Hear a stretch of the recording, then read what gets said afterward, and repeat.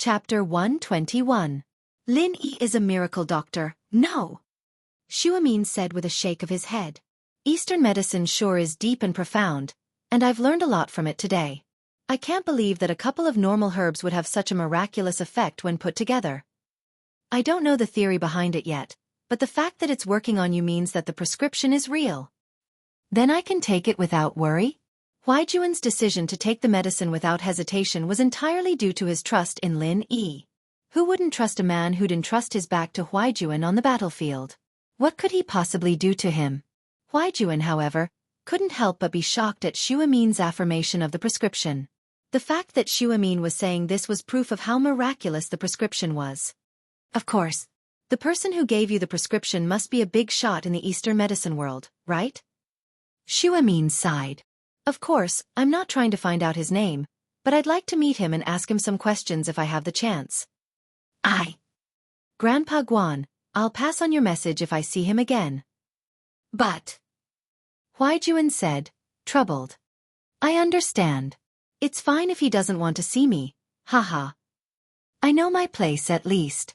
Miracle doctors are pretty busy, after all. Xuemin said, understanding. Miracle doctor? Huaijuan almost faint. Lin Yi was a miracle doctor? He knew that Lin Yi was a god of war on the battlefield, but he didn't know that he was a miracle doctor. The medicine he'd brought back from his hometown was quite effective, but that didn't make him a miracle doctor, did it? All right. I'll pass on the message. Huaijuan nodded, not in a position to say anything else. That's good, Yang. You look like you're in good spirits. Evidently the prescription is working. It looks like it won't be a problem if your body doesn't develop a resistance to the medicine. Xuemin had been observing Huaijuan ever since he'd entered the room. Traditional Chinese medicine was all about observation, and this observation referred to the patient's expression, complexion, body shape, posture, and tongue, in order to detect any abnormalities in the internal organs. Traditional Chinese medicine practitioners had gradually come to realize that the external organs of the body, especially the face, tongue, and tongue coating, were closely related to the internal organs. If there were any changes in the yin, yang, and blood of the organs, it would definitely be reflected on the surface of the body. Just as the Spiritual Pivot, Internal Organs chapter says, look at the external response to understand the internal organs, then you will know the illness. The divine physician of this generation, Bian Ke, was able to determine Kai Huanggong's condition through looking. Bian Ke left after looking at Marquis Huan, which meant that Bian Ke knew that Kai Huanggong was beyond saving with just one look and left immediately. Guan Xuemin wasn't at Bian Ke's level yet, but Huaijuan's complexion was noticeably better than before. Guan Xuemin could tell that it was the result of the herbal medicine. Then I can stop using the painkillers? Huaijuan wasn't expecting his miraculous captain to give him yet another big surprise. Of course you can stop that. You don't even need acupuncture. Guan Xuemin said, in the past, acupuncture was only to help you refresh your mind, stimulate your nerves, and relieve the damage caused by the painkillers. But now, it's no longer necessary. You're full of energy, so you don't need me anymore. Grandpa Guan. That's not what I meant. Huaijuan panicked. My friend's prescription. Huaijuan was having a hard time explaining himself. He was afraid that Guan Xuemin would think otherwise. After all, he'd been looking for Guan Xuemin all this time, and he'd taken someone else's prescription without telling Guan Xuemin first. It was a little like he didn't trust Guan Xuemin, but Huaijuan couldn't say no to the person who gave him the prescription. Compared to Guan Xuemin, Huaijuan was closer to Lin Yi. Haha, look at you, Yang. What are you so nervous about? I'm more than happy that you're able to find a better miracle doctor to treat you. There's no need for me to not give you acupuncture. Guan Xuemin explained with a smile, seeing through Huaijuan's thoughts. Plus, like I said, I'm happy enough to meet someone as powerful as him. I'm just an apprentice before him. Why would I be unhappy about something like this? I see, I've been thinking too much. Huaijuan sighed in relief. I'll pass on your message, Grandpa Guan, but I can't decide if he wants to meet me or not. Of course. Guan Xuemin nodded. Yang, come visit me often even if you don't do acupuncture anymore. We've been together for so long. I'll miss you a little if you don't come. Don't worry, Grandpa Guan. I'll come when I'm free. Huaijuan promised. Huaijuan decided to go talk to Lin Yi after leaving Guan Shuamin's villa. He wanted to talk to him about Guan Shuamin, as well as the prescription. He'd given it to Guan Shuamin on his own accord. Lin Yi made an assorted fried rice with the leftovers from Peng Zhan's banquet in the morning, taking a bite and leaving the rest for Meng Yao and Yushu. He went back to his room and took the medicine he'd brewed for Huaijuan, planning to give it to him when he had time today. There was a saying that went like this. After eating Lin Yi's fried rice, Meng Yao didn't give Lin Yi a hard time at all. Instead, her face was blushing red, surprising Lin Yi. Did the girl change her policy? Was she trying to mess with him now that she couldn't kick him out? After all, he'd gotten into a little misunderstanding with Meng Yao before. She'd drunk a soda with his saliva on it, and while it wasn't a big deal to him, it was a little serious for a conservative girl who'd never had a boyfriend before. As a result, Lin Yi understood Meng Yao's attitude towards him. It wasn't a big deal. Yushu, on the other hand, was looking at things from a bystander's point of view, and that was why their relationship was different. Lin Yi? You're not eating? Meng Yao asked as she looked at Lin Yi, who'd just come out of the room. I've already eaten, you guys eat. Lin Yi said, changing back into his uniform.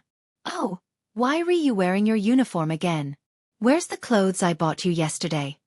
Meng Yao frowned as she looked at Lin Yi's uniform.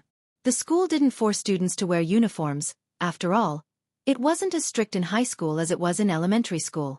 Students from slightly better families wouldn't wear uniforms all the time. Chapter 122. The Beautiful Times at School. I think it's pretty good. I'll change back if you don't like it. Lin Yi didn't really mind. He just wanted to experience the life of a student, an era that used to be so far away from him. Now that it was within his reach, Lin Yi wanted to immerse himself in it as much as he could. There was no toil like back home, no nervousness and danger on the battlefield, no fear of missions. Everything was so peaceful, and Lin Yi was starting to like his current life a little. Why hasn't the girl from the next class passed by my window yet? The snacks in his mouth, the manga in his hand, the first love in his heart. Lin Yi always felt that the life in the song was so far away from him, that he and the character in the song were people from two different worlds. Thinking about it, the beauty from the next class passing by his window. Then, a little flirting. That should be pretty good, right? As a result, Lin Yi would always read novels about rebirth to reminisce about the past. For example, there was a novel called Fishman 2 called Very Pure Very Flirtatious Prequel.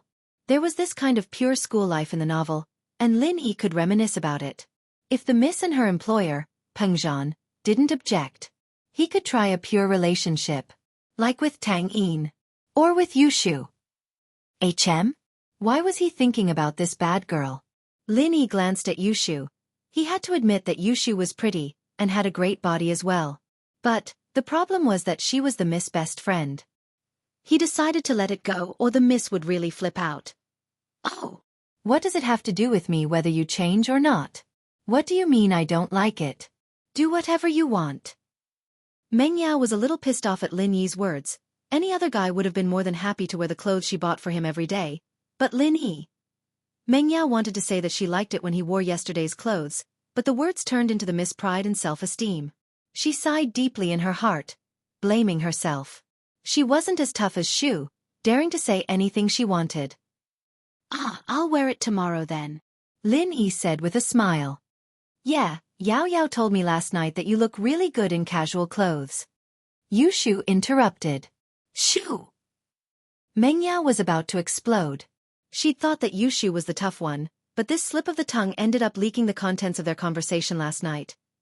Lin Yi, on the other hand, looked at Meng Yao surprised. He didn't expect the Miss to be honest at all. Li Fu's car stopped in front of the villa as they were talking, and he honked twice. Meng Yao and Yushu put down their chopsticks, grabbed their bags, and made their way to the villa. Lin Yi looked at the leftovers on the table. He didn't need to be cleared up right away. Lin Yi said. Lin Yushu Lin Yi. Lin Yi picked up his bag and left the villa as well. Peng Zhan wasn't around this time, and Lin Yi was still in the front passenger seat. The car started moving slowly towards the school, and Lin Yi got out of the car after getting Faubert to stop. Yushu said as she watched Lin Yi's back. Yao Yao, you're not going to be a good shield if you keep acting like this. Let me think about it. I can't really accept having a boyfriend all of a sudden. Meng Yao shook her head. A little embarrassed. It's fake, but other people won't know. What's the point if other people know it's fake? Yushu was speechless. Lin Yi hadn't even taken 2 steps when he heard someone calling out to him. He turned around to see Kong Xiaobo sprinting towards him. Tang Yin? It seemed that the two of them took the same bus? Boss, what was that car just now? Kong Xiaobo had seen Lin Yi get out of a luxury car. He wasn't able to see what the car was from a distance, but it looked like it was at least 1,000,000 yuan. Oh, a friend's.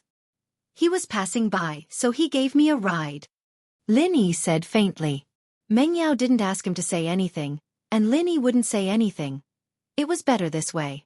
He was still thinking about developing a pure relationship, and if people found out that he was the misfollower. Oh, it looks like a pretty cool car. Kong Xiaobo said, a little envious. He suddenly slapped the back of his head and lowered his voice mysteriously. Boss, guess who I took the same bus with today? Tang Yin. Lin Yi said. Ugh. Kong Xiaobo blinked. How did you know? Wasn't she not far behind you? Lin Yi smiled bitterly. I'm not blind. It was supposed to be something exciting, but now that you put it like that, it seems normal? Kong Xiaobo's face was gloomy. I wasn't excited at first, Lin Yi said. Tang Yin's a little prick. Whoever messes with her will be unlucky. What did you say, Lin Yi? Tang Yin saw Kong Xiaobo, Lin Yi's follower, the moment she got on the bus, but she didn't pay attention to him. When he got off the bus, she saw that he had bumped into Lin Yi, so she focused her attention on Lin Yi. Tang Yin saw the scene of Lin Yi getting off the luxurious car. She snorted at his explanation to Kong Xiaobo, that it was a friend's car.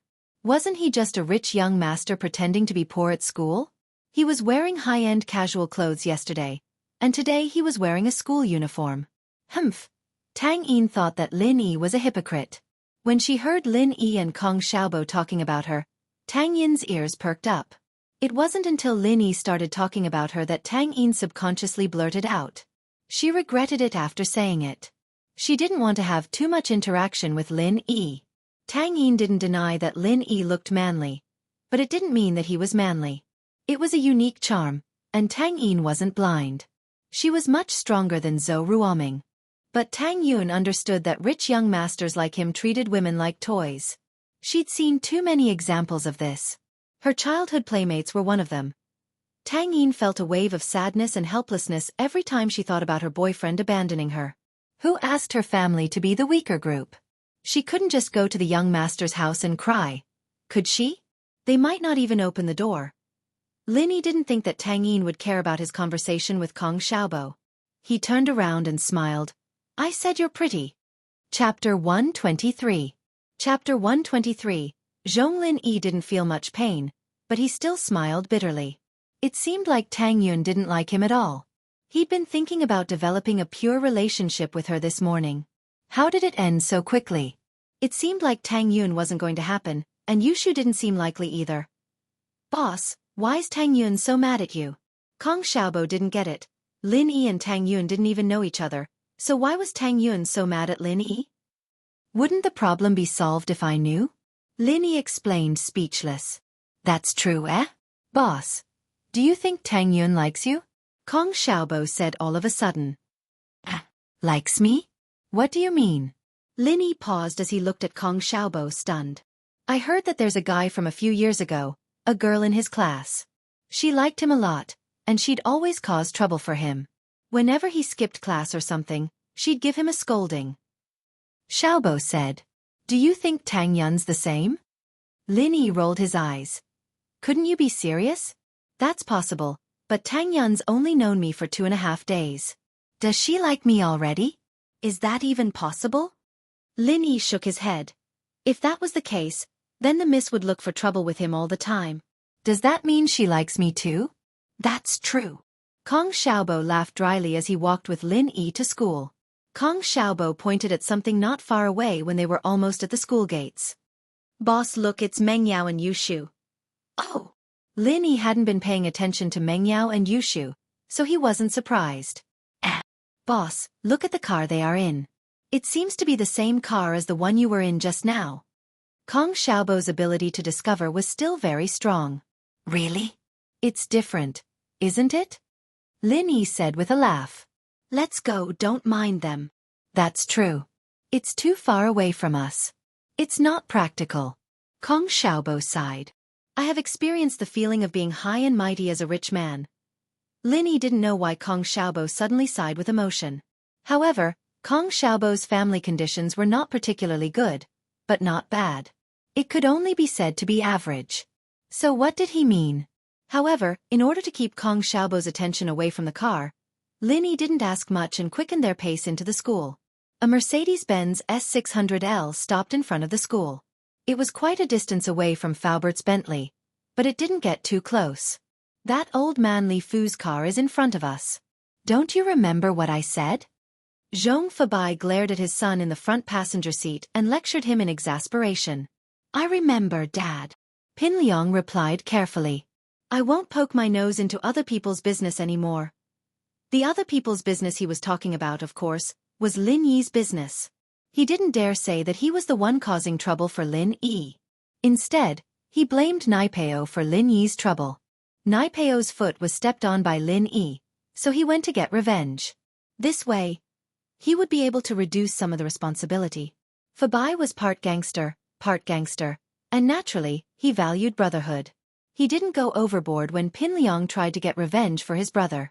He only scolded him and told him to stay out of other people's business. Do you know that you almost ruined my plan this time? He sent my right-hand man, Heibao, to the police station, and I don't think he'll be able to get out for a few years. Luckily, he doesn't know much, or else. Fabai humphed. Remember, your first priority in school is to hook up with that girl, Meng Yao. Don't think about anything else. Do you understand? I understand, Dad. I'll try my best. Pin Liang promised. And if you can get Meng Yao, your dad won't have to listen to your uncle anymore. Fabai patted Pin Liang's shoulder. All right, go. Hurry up and do it before that old fox Pingzhan can react, or it'll be too late. Fabai wasn't an idiot. He did have some power in Song's Han, but it was nothing compared to Pengzhan. If Pengzhan was looking for a son-in-law openly, he wouldn't be interested in Pin Liang. So, Fabai told his son to make the first move. Pin Liang agreed to his father's words. Although he hated Lin Yi, he couldn't do anything to Lin Yi without his father's support. If his father gave him his full support and got a team of security guards from the nightclub, Pin Liang didn't believe that Lin Yi could fight 4 hands with 2 fists. Even if he could, what about 10 or 20? He didn't believe that he couldn't beat him to death. Lin Yi, I'll let you go for now. Once I hook up with Meng Yao, my father will be happy, and he'll gather his men for me. That'll be the day you die. Pin Liang thought to himself hatefully. Even if he didn't want to, he could only keep it to himself. He wanted to see if he could think of a way to cause some trouble for Lin Yi and annoy him a little. As long as he didn't fight him head-on, Lin Yi wouldn't suspect him. Yao Yao! Pin Liang took 2 steps forward and chased after her. Yao Yao, the fly's here again. I told you. You and Shield Bro wouldn't be in so much trouble if you got together with him earlier. Yushu giggled as she pointed behind her. Meng Yao rolled her eyes and turned around helplessly. Pin Liang, are you deaf? Pin Liang paused. Why was Meng Yao calling him deaf all of a sudden? What was going on? He should be the one calling her that. Why was she calling him that? Yao Yao. What do you mean? What deaf? Pin Liang didn't know what was going on. Last time, you called me Yao Yao at the school gate. I told you not to call me Yao Yao. Call me by my full name. So, I can only assume that you either have a problem with your IQ, or you're deaf. Meng Yao said. Pin Liang's face darkened at Meng Yao's mockery. You're just a little prettier and from a better family, aren't you? Just wait until I catch up to you. Humph. I'll teach you a lesson. But since he couldn't catch up to her right now, Pin Liang put on a flattering face. Haha. Isn't my uncle and Uncle Chu's colleagues? We're old friends, so I was thinking of calling you Yao Yao. Oh, you can call me whatever you want then. Meng Yao really couldn't be bothered with him anymore. Pin Liang was overjoyed at Meng Yao's words. Did this mean that Meng Yao agreed to let him call her Yao Yao? Chapter 124. To his door, Pin Liang took in a deep breath and clenched his fists as he watched Meng Yao and Yushu leave. What was so bad about him? Why didn't Meng Yao like him? What are you thinking about, Liang Yi? Pin Liang was still sulking when someone tapped him on the shoulder. He turned around to see Zhou Ruoming. "Oh, Ming bro, it's nothing." Pin Liang wasn't going to spill the beans. "Oh." Zhou Ruoming couldn't be bothered to ask Pin Liang about his stupid stuff. He had something else to talk to him about. "Liang Yi, I need to ask you something. That Lin Yi from your class, what's his background?" Zhou Ruoming hated Lin Yi to the bone, even more so than Pin Liang. He'd been so close to hitting on Tang Yun that Friday, forcing her to make a choice, but Lin Yi had ruined it. It pissed Zhou Ruoming off. But he didn't dare do anything rash. He didn't dare say anything after getting slapped by Lin Yi. What happened with Heibao Bro had left Zhou Ruoming in shock. He wanted to see how Pin Liang's family was going to handle this. As a result, he didn't go after Lin Yi straight away. He came from a wealthy family as well, but his business wasn't as big as Fabai's. His brother, Zhou Ruoguang, was a gangster boss in the North District, and his underlings were ruthless. But to his disappointment, House Xiong didn't do anything after a few days, and Heibao Bro wasn't even fished out after being arrested. He was probably going to be sentenced. Zhou Ruoming was a little puzzled. Just what kind of background did Lin Yi have? "Lin Yi, just a laborer," Pin Liang said disdainfully. It never crossed his mind that his father was a laborer, and he was looking down on his father as well. Laborer. Zhou Ruoming thought that his ears were screwed up. How was it a laborer? A laborer studying in high school? What kind of joke was that? He's a transfer student. I heard he's from the mountains. He was wearing rags the first day, like a laborer. Pin Liang's eyes lit up as he explained. He suddenly realized why Zhou Ruoming was asking about Lin Yi. Was he going to make a move on Lin Yi? He hadn't heard anything about Zhou Ruoming and Lin Yi. "Is that so? Then why didn't you seek revenge after suffering such a huge loss a few days ago?" "Don't bring it up." Pin Liang shook his head with a bitter smile. Pin Liang's Lin Pin Liang's. Lin long ago Lin's dong master. Lin Yi didn't do anything. Let's not talk about it.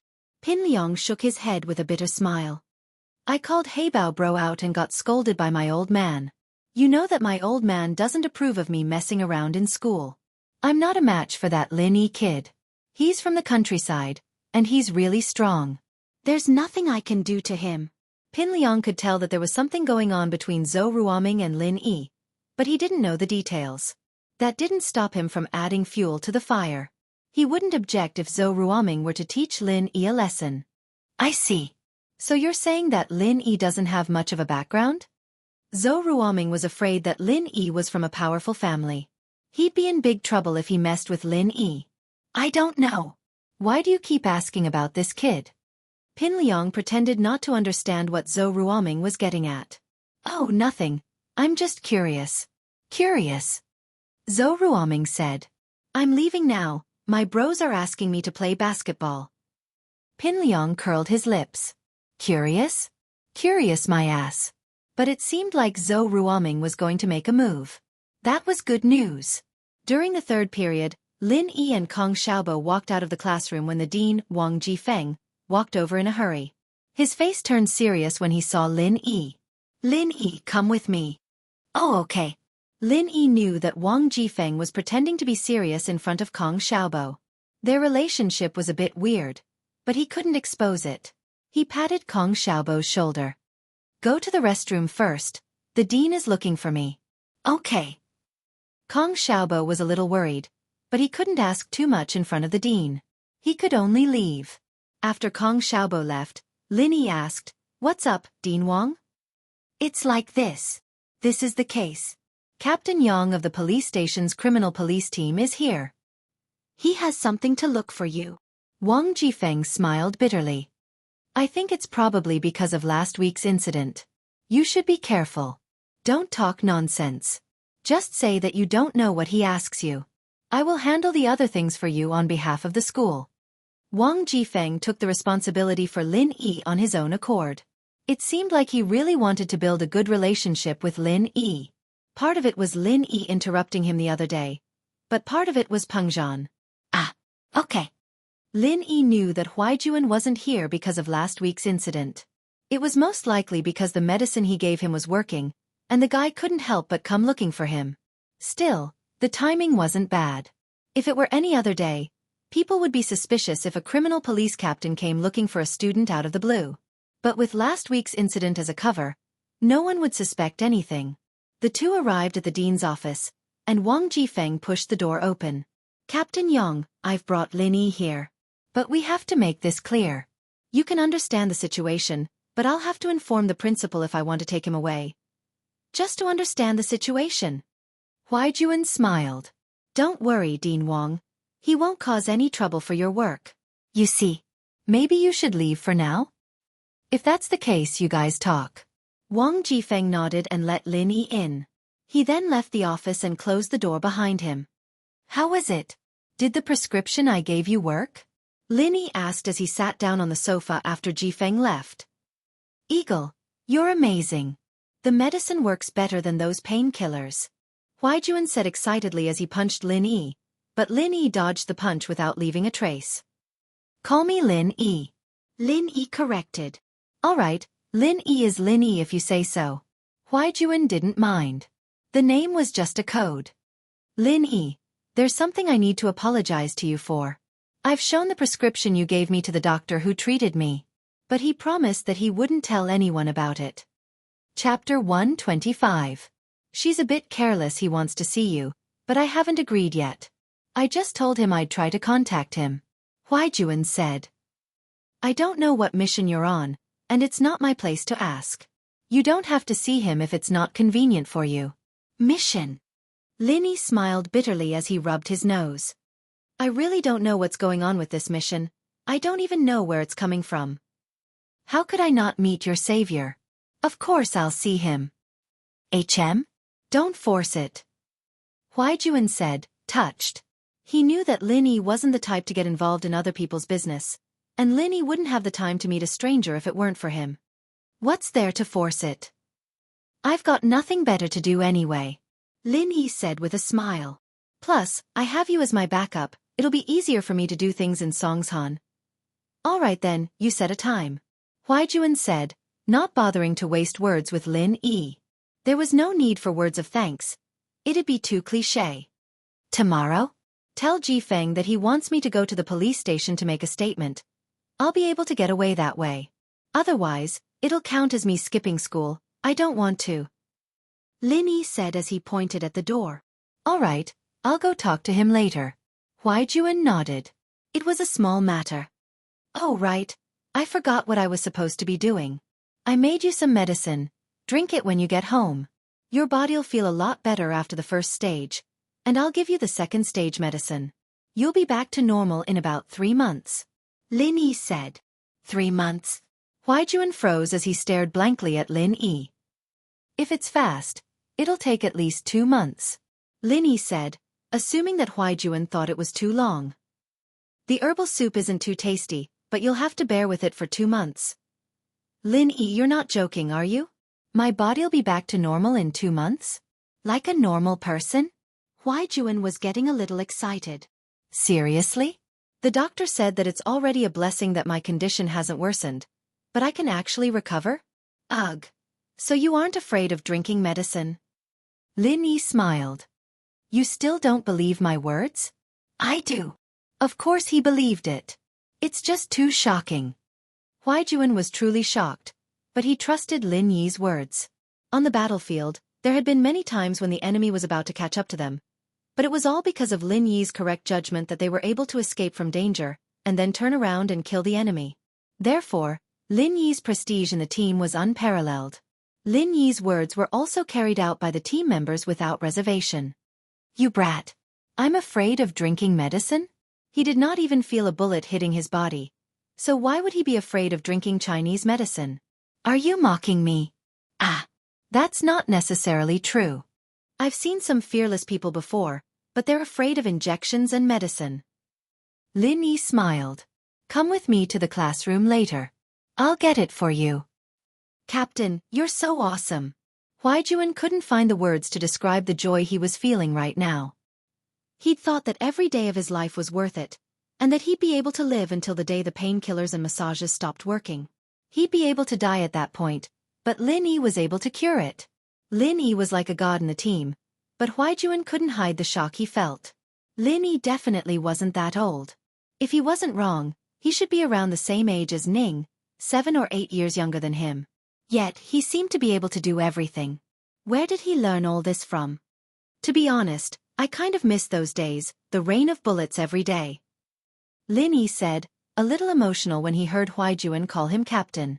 Yeah, there's also Ning. Huaijuan stopped abruptly as he realized that Lin Yi's face had darkened at the mention of that name. Let's not talk about that. Lin Yi sighed. The past is the past. But Ning's still asking about you. Huaijuan said, his heart aching for Ning, but he didn't want to go against his captain's wishes. Then tell her that Eagle's dead. Lin Yi said faintly, a trace of sadness in his eyes. Indeed, he had already returned an identity. Every mission was a chance for him to be reborn. Once the mission was over, his life would come to an end. But Huaijuan was about to say something when Lin Yi cut him off. Just tell her that the next time you see her. Lin Yi said. Long-term pain is better than short-term pain. You know very well that we're not meant for each other, and I might die one day. You don't want her to be a widow, do you? Huaijuan lowered his head helplessly. Lin Yi was right. His life was more dangerous than his job as a police. Lin Yi was a god of war, but who could guarantee that a god of war wouldn't die?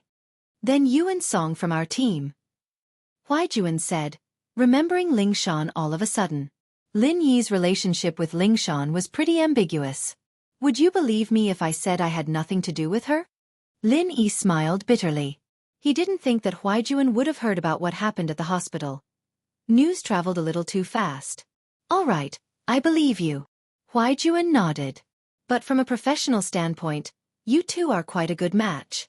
She's always on the front lines, sticking herself to the most dangerous places. Haha. I can tell. She's a bit of a tiger. Lin Yi said with a smile. She's actually quite cute. What? You're not going to consider her? The age difference is too big, and she treats me like a big brother. Wouldn't it be dirty of me to have any thoughts about her? Huaijuan said with a smile. Plus my marriage. It's not up to me to decide. You know that now that I've transferred, my family's treating me as a part of their plan. They'll probably arrange a blind date for me next year or so. Let's go, I'll get the medicine. Lin Yi said as he walked towards the door. Huaijuan quickly followed. Wang Jifeng didn't go far. He waited quietly at the window at the end of the corridor. Seeing the door of the academic affairs office open, Wang Jifeng walked over quickly. Captain Yang, how is it? What's the matter? It's cleared up, it's nothing. Lin Yi was just defending himself. He'll go to the police station tomorrow to fill in his statement. Huaijuan said with a nod. I'm going to his class with Lin Yi to get some materials. You don't have to go, Mr. Wang. Chapter 126. Help solve a problem. Huaijuan sighed as he looked at the student like captain. He'd always treated the guy like a god, but now he seemed more like a regular 12th grader than anything else. Once a day, in the morning, noon, and at night. Microwave it or not. There aren't many rules, and there aren't many taboos. Just don't drink. Lin Yi said as he handed a bag of medicine to Huaijuan. There were only 2 cleaning students in the classroom at the moment, and no one was paying attention to what Lin Yi had brought back. It's been a while since I've had alcohol, and my body can't handle it. Huaijuan said with a bitter smile. This should be enough for a week, right? Yeah, a week's worth. Lin Yi nodded. I'll see how your body recovers after a week, and I'll give you the right medicine. All right, I'll be heading back then. I can't thank you enough. Where should I pick you up tomorrow? Or school? Huaijuan asked. Let's meet at the school gates tomorrow. Park a little further away, and we'll talk. Lin Yi said after a moment's thought. After sending Huaijuan off, Lin Yi turned around and headed to the washroom. He'd been planning on taking a piss when Jifeng stopped him, and it was only after Huaijuan left that he reacted to the need. He saw Tang Yin's silhouette flashing by the door with a basin of water in her hands as he walked past Class 9. She must have been on duty, but retracted her head the moment she saw Lin Yi. Lin Yi smiled bitterly. Did the girl think that he'd come to her class to peep on her? Why else would she be hiding? Lin Yi grinned at her. I'm going to the washroom. Ah! Tang Yin blinked as she watched Lin Yi walk away. She stomped her feet angrily. What the hell was he talking about when he was going to the washroom? This guy is definitely flirting with me. She really wanted to rush over and pour a bucket of dirty water on Lin Yi's head, but she didn't dare to. She dared to occasionally make small moves to attack Lin Yi, but she didn't dare to do something so out of line. After all, Lin Yi was a young master. If she angered him, he would disregard his previous pretense and do something out of line. Tang Yun wouldn't be able to react in time. Tang Yin waited until Lin Yi was close enough to the washroom before running over and pouring away the dirty water like a thief. She quickly filled up a basin of fresh water and ran back to her class. However, before he could take 2 steps, he bumped into someone. He lost his grip on the water basin and it flew out. Ah! Tang Yun lowered her head when she saw who it was. Mr. Wang. Do you know how to walk? Jifeng was about to explode. He'd wanted to come to class 5 to see if Lin Yi was alright, but Huaijuan was there, and it wasn't his place to ask too many questions. He decided to ask Lin Yi in private to make sure he wasn't in trouble. In the end, just as he reached the door of grade 12 class 9, a student in front of him splashed a pail of cold water on his face, making him look like a drowned rat. Mr. Wang, I'm sorry. Tang Yin didn't know what to do. She was the kind of good student who only cared about her studies. She'd never made a mistake like this before. Splashing cold water on the head of a student wasn't a small matter. Although she didn't see the path clearly, she knew that it wasn't a good reason. I'm sorry? Is that it? Which class are you in? Wang Jifeng wiped the water off his face and sighed in relief when he saw that it was clean water. If it was dirty water, then he'd lose all his face as the dean. I'm in class 9. Tang Yin lowered her head. She'd never lied before, so she came clean when Wang Jifeng asked. In fact, lying was useless in front of class 9's door. Go back and write a self-reflection report, then read it in the broadcasting room. Wang Jifeng didn't care if the student did it on purpose or not, but he had to do something about it. Otherwise, where would his reputation as a dean go? Could other students splash water on her too? The broadcasting room. Tang Yun's heart skipped a beat. That was usually a place for bad students to reflect on. Today it was her turn. She felt wronged at the thought. She wouldn't have run away if it weren't for Lin Yi. But how was she going to explain this to Mr. Wang? After all, it was a fact that she ran away rashly, but self-reflection. For a top student like Tang Yin, it was difficult. Tang Yin had never written a self-reflection report since she was young, nor did she make any mistakes. Tang Yin's eyes reddened at the thought. She was a girl, going to the broadcasting room to do self-reflection. Ah, Mr. Wang, did you just shower? But your hairstyle is pretty cool. You look a lot younger. Lin Yi came out of the washroom and saw the scene of Tang Yin accidentally splashing water on him. He couldn't help but laugh. This girl was too reckless. When he saw Wang Jifeng scolding Tang Yun, Lin Yi didn't think much of it. He wanted Wang Jifeng to teach this little troublemaker a lesson so that she wouldn't cause trouble for him. But when he saw that Tang Yun was about to cry, Lin Yi couldn't bear it anymore and walked over. Wang Jifeng didn't think that he would meet Lin Yi at this time. Moreover, Lin Yi praised his hairstyle. It didn't matter if it was true or not, he couldn't say anything about Tang Yin splashing water on him. He could only nod. The weather is getting hotter. It'll be cooler if I take a shower. Oh, I thought Mr. Wang just finished exercising. Lin Yi laughed. I saw the students doing the bathroom, so I followed along. Wang Jifeng sweated as he looked at Lin Yi's evil smile. This kid really wasn't easy to deal with. Sure enough, he knew everything that had happened that day. Oh! Lin Yi nodded and suddenly turned to Tang Yin. Tang Yin, you're here. Don't wait for me. Go back to the classroom first. I have something to talk to Mr. Wang about. Tang Yin didn't expect Lin Yi to be this familiar with Wang Jifeng, chatting casually with him. Lin Yi was a young master with a strong background, after all, so Wang Jifeng naturally gave him some face. But at this moment, Tang Yin understood that Lin Yi was helping her out. Tang Yin felt sour in her heart. She was a top student, but she wasn't as useful as Lin Yi's identity. She looked at Lin Yi, then at Wang Jifeng. Wang Jifeng didn't think that Lin Yi and the girl who splashed water on him knew each other. When the girl raised her head, Wang Jifeng saw that it was Tang Yin, the prettiest girl in the school. He couldn't help but smile bitterly. It seemed like there was something going on between Lin Yi and her. No wonder Lin Yi pointed him out. It seemed like he wanted him to let Tang Yin go. Chapter 127. Tang Yin cried. Tang Yin was a little startled, not only because of how easily Wang Jifeng brushed it off, but also because of what he said at the end. He told Lin Yi to look for her later. Was that really what the dean would say? Didn't he hate it when boys and girls got too close together? Why was it today? Tang Yin sighed faintly. Was this all because of Lin Yi's identity? She went back to class absent-mindedly and didn't do anything else.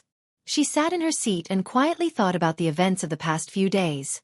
She didn't know if Lin Yi really liked her or not.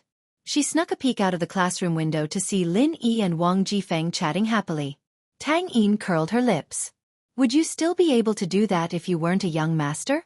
Tang Yin was both afraid and annoyed of Lin Yi. It was fine if he cared about his image, since she could throw a tantrum in front of him and make things difficult for him. But what if he didn't care about anything? Tang Yin didn't dare imagine what he'd do.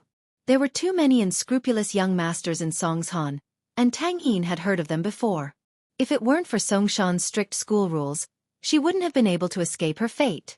Fortunately, Songshan's first school was a star private school in the city, and even the province. Their enrollment rate had always been one of the best, and the board of directors had powerful backgrounds as well. Those young masters might be unruly, but they didn't dare cross the line in school. Otherwise, they'd be mercilessly expelled even if they had a background. She thought back to her childhood playmate, her best friend, who now had both legs crippled and stayed at home all day. She used to be like her, full of dreams and hope for the future, but now, it was said that children from poor families matured early, and Tang Yin was no exception. It wasn't that she didn't understand the fickleness of society. What happened to her father made her understand how weak her family was, but she didn't think that those young masters would take pity on her and help her family. Her best friend's boyfriend had said the same thing, saying that he'd help her family get rich and move out of the slums. He'd even boasted in front of her that he'd take care of everything for her family. But what happened after that? Little Tang Yin's heart unknowingly grew wary and guarded against young masters like Lin Yi. Perhaps she was too afraid of Lin Yi, and that was why she did something so extreme to protect herself. But Tang Yin also understood that if Lin Yi were to drop his disguise one day, her little actions wouldn't do anything to Lin Yi, and would only provoke him instead. Thinking up to here, Tang Yin regretted provoking him and stepping on his foot. What if he couldn't take it anymore? Tang Yin's mind was a mess until she heard a knock on the window, startling her. She raised her head in panic, and saw Lin Yi standing there with his hand on the window. It was obvious that he was the one who knocked. You! What are you doing? Tang Yin was a little scared. She was just thinking about whether or not Lin Yi could force himself on her, but Lin Yi appeared. Lin Yi pointed at the plastic handle on the window. Although he could tell what she was saying from the shape of her mouth, Tang Yin wouldn't be able to hear him. The sound insulation of the plastic window was quite good. Oh! Tang Yin realized that the window was closed, and Lin Yi wouldn't be able to hear her. Only then did he cautiously open the window. You seem to be afraid of me? Lin Yi realized that Tang Yin was guarding against him like a porcupine. This wasn't a normal phenomenon. He still wanted to start a pure relationship. He couldn't just let it die like this, right? Why would I be afraid of you? Tang Yin twisted her body unnaturally, distancing herself from Lin Yi. What about you? What do you want? Nothing. Lin Yi felt innocent. Although he was lusting after Tang Yin's looks, and she was indeed a beauty, he was a normal man. He would more or less have some thoughts, but he didn't do anything further. Tang Yin looked at his innocent eyes, and bit her lips angrily. You chased Zhou Ruoming away, and now you're trying to please my mother. You even gave me a dress. Didn't you want to pursue me? Tang Yin was a little shy, but since the conversation had reached this point, she might as well make it clear so that Lin Yi could give up early. Gave you a dress? Lin Yi didn't think that she would still think that he was the one who gave her the dress after he asked for 50 kwai. This gift was too good. He would open a gift company in the future, specializing in giving gifts to people. But wooing. It seemed that he was right. Tang Yun really thought that he was wooing her. She did all this just to get close to her. Lin Yi thought that Tang Yun wanted to woo her. Lin Yi could only smile bitterly. If Huaijuan knew about this, he would laugh his head off. Fine, I want to pursue you, so what? Lin Yi wanted to tease Tang Yin, so he nodded and admitted it. You. How could you do this? Tang Yin didn't think that once she provoked him, Lin Yi would really take off his disguise and admit it. She didn't know what to do, so she lowered her head and didn't dare to look at Lin Yi. She didn't have the courage to question him anymore. Tang Yin buried her head very low, almost into her collar. The back of her neck was originally covered by her hair, but her fair skin was reflected in Lin Yi's eyes, making his imagination run wild. Lin Yi wanted to tease her a bit more, but he saw Tang Yin's long eyelashes flutter, and her body was slightly moving up and down. There was a trace of tears at the corner of her eyes, sliding down her cheeks. Lin Yi jumped in fright. Tang Yin was crying. Little Thorn, she wasn't that weak, was she? He thought that she was strong when she stepped on his foot fiercely, but he didn't think that she would cry after a few words. Even Wang Jifeng didn't have that much strength. All right, don't cry. Lin Yi had never coaxed a girl before, and he was a bit flustered. He didn't know what to do. If you don't cry, I'll buy you candy. Tang Yun got even angrier as she listened to Lin Yi's nonsense, thinking that he was mocking her on purpose. She felt wronged and cried even harder as she laid her head on the table, sobbing. All right, as long as you don't cry, I'll promise you one thing, as long as it's within my power. Lin Yi had never promised anyone anything before, but if he made a promise, he would definitely keep it. If Huaijuan knew that the captain was making a promise just to coax a girl not to cry, he'd be shocked to death. Who cares? Tang Yin felt wronged, and ignored Lin Yi after that. Chapter 128. Barbecue Tips. Jifeng didn't really have much to discuss with Lin Yi. He just wanted to ask Lin Yi if Huaijuan was looking for him just for a statement. If not, he'd ask the principal, Ding Binggong, to step in and take care of the situation. Jifeng was relieved to hear that Tang Yun was fine. He knew that Lin Yi was protecting Tang Yun, so there was no need for him to be the bad guy. His weakness was still in Lin Yi's hands, and while private schools weren't as strict as public schools, it wouldn't end well for him if the board of directors found out about it. Lin Yi had hired him to manage the school with a high salary, not to mess around with women. Jifeng patted Lin Yi's shoulder before he left, telling him not to go overboard with his relationship with Tang Yun, at least not to put him in a difficult position in school. Lin Yi could only smile bitterly, not bothering to explain. He knew that Jifeng wouldn't believe him even if he did. Most of the other students were back in class by the time Lin Yi got back. Pin Liang was talking to Meng Yao about something, but Meng Yao didn't want to talk to him. Pin Liang wasn't discouraged, however. As far as he was concerned, he didn't have any competitors in school yet. He was the only one who was good enough for Meng Yao, so he wasn't worried at all. Lin Yi didn't bother with him, either. Harassment like this wouldn't do anything to Meng Yao, so Lin Yi didn't bother with him. Boss, what's up with Mr. Wang? Is it because of the fight the other day? Kong Xiaobo was a little worried. After all, he was involved in the fight. No, it's about my transfer. Lin Yi didn't mention Huaijuan's situation to Kong Xiaobo. Lin Yi couldn't tell him everything. Oh, that's good. Kong Xiaobo nodded. Right, boss, when I was coming back, I saw that Tang Yin's curtains and windows were open. Tang Yin's eyes were red like she just cried. Do you think Zhou Ruoming went to harass her again? How would I know? Lin Yi sweated. Kong Xiaobo's observation skills were quite strong. At lunchtime, Lin Yi planned to go to the cafeteria, but Kong Xiaobo dragged him out for barbecue. I didn't have enough last Friday. I've been craving for 2 days. Mrs. Tang's barbecue could only be described as ordinary. It wasn't delicious, and it didn't have any special recipes. But how much more could you ask for from a street stall? Tang Yin didn't come to help today. The lunch break was actually quite stressful. Many students needed to take the opportunity to take a nap. Otherwise they wouldn't be able to continue doing their homework in the afternoon. Tang Yin was distracted by Lin Yi today. She planned to take a break at noon to calm down. Otherwise she wouldn't be able to focus on her studies. The barbecue stall wasn't very popular at lunchtime, and there wasn't anything special about it. The school had a cafeteria, and the number of students eating there was still quite a bit. Mrs. Tang had just finished grilling 2 tofu rolls for a female student when she raised her head and saw Lin Yi and Xiaobo. A smile appeared on her face. Lin Yi, you brought a classmate here to eat. Yeah. Lin Yi was a bit embarrassed. It was Kong Xiaobo who wanted to eat, but it turned out that he was the one bringing a classmate. Tang Yin had just said that he was using the opportunity to please her mother. Auntie, how's business? It's a Monday. Mrs. Tang shook her head. There aren't many people today. We just opened not too long ago. Come, sit. What do you want to eat? I'll prepare it. 20 mutton skewers, 2 lamb chops, 2 chicken necks, 2 tofu rolls, 2 bottles of beer.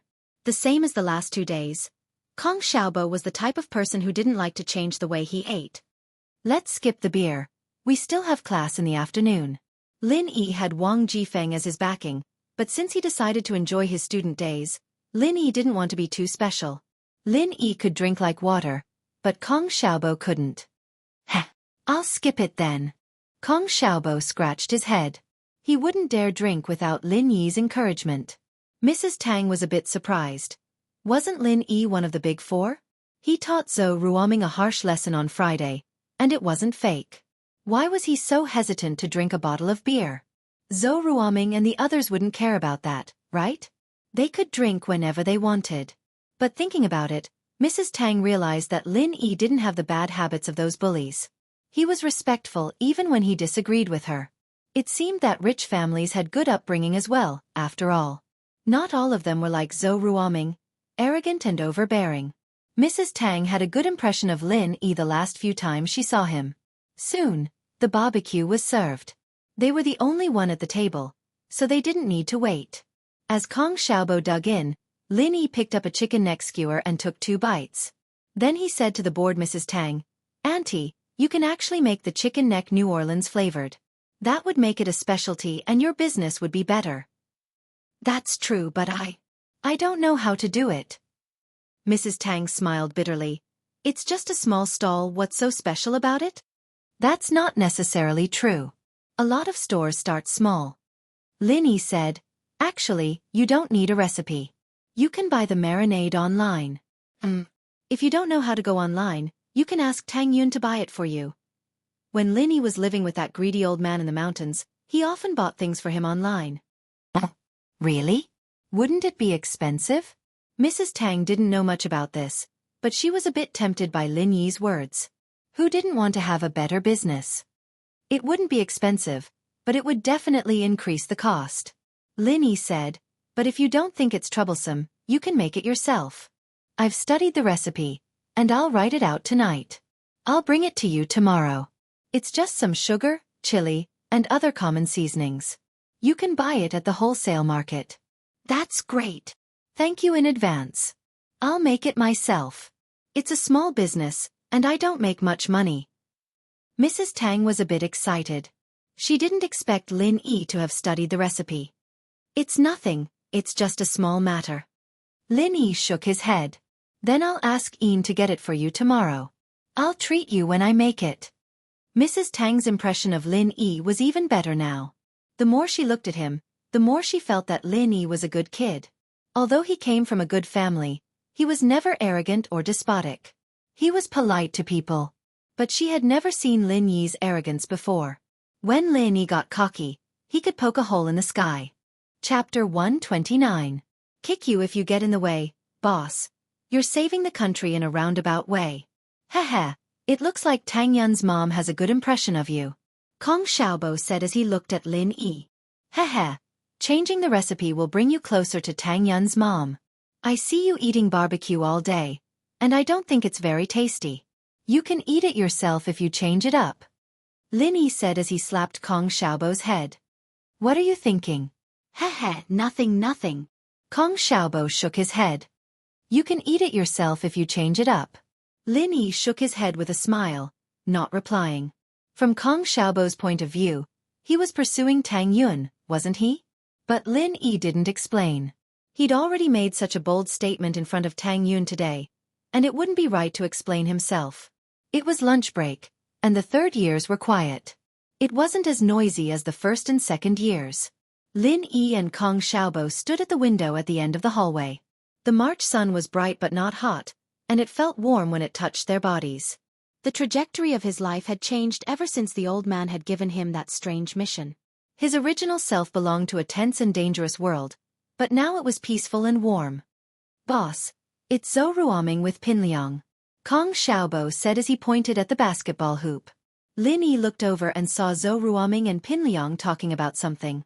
Both of them were standing sideways, and Lin Yi couldn't see what they were saying. He didn't have X-ray vision or anything like that, and he wouldn't be able to see what they were talking about. What does Zhou Ruoming's family do?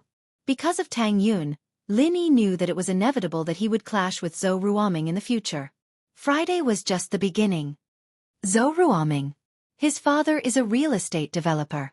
He used to be a contractor. I heard that he is very black-hearted and often owes his workers their wages. Kong Xiaobo said. However, Zhou Ruoming's brother, Zhou Ruoguang, is a gangster leader in the northern district. As long as the workers are harassed, Zhou Ruoguang will bring his men to beat them up. After beating them up, the workers don't dare to come again. Oh? You seem to know quite a lot about this.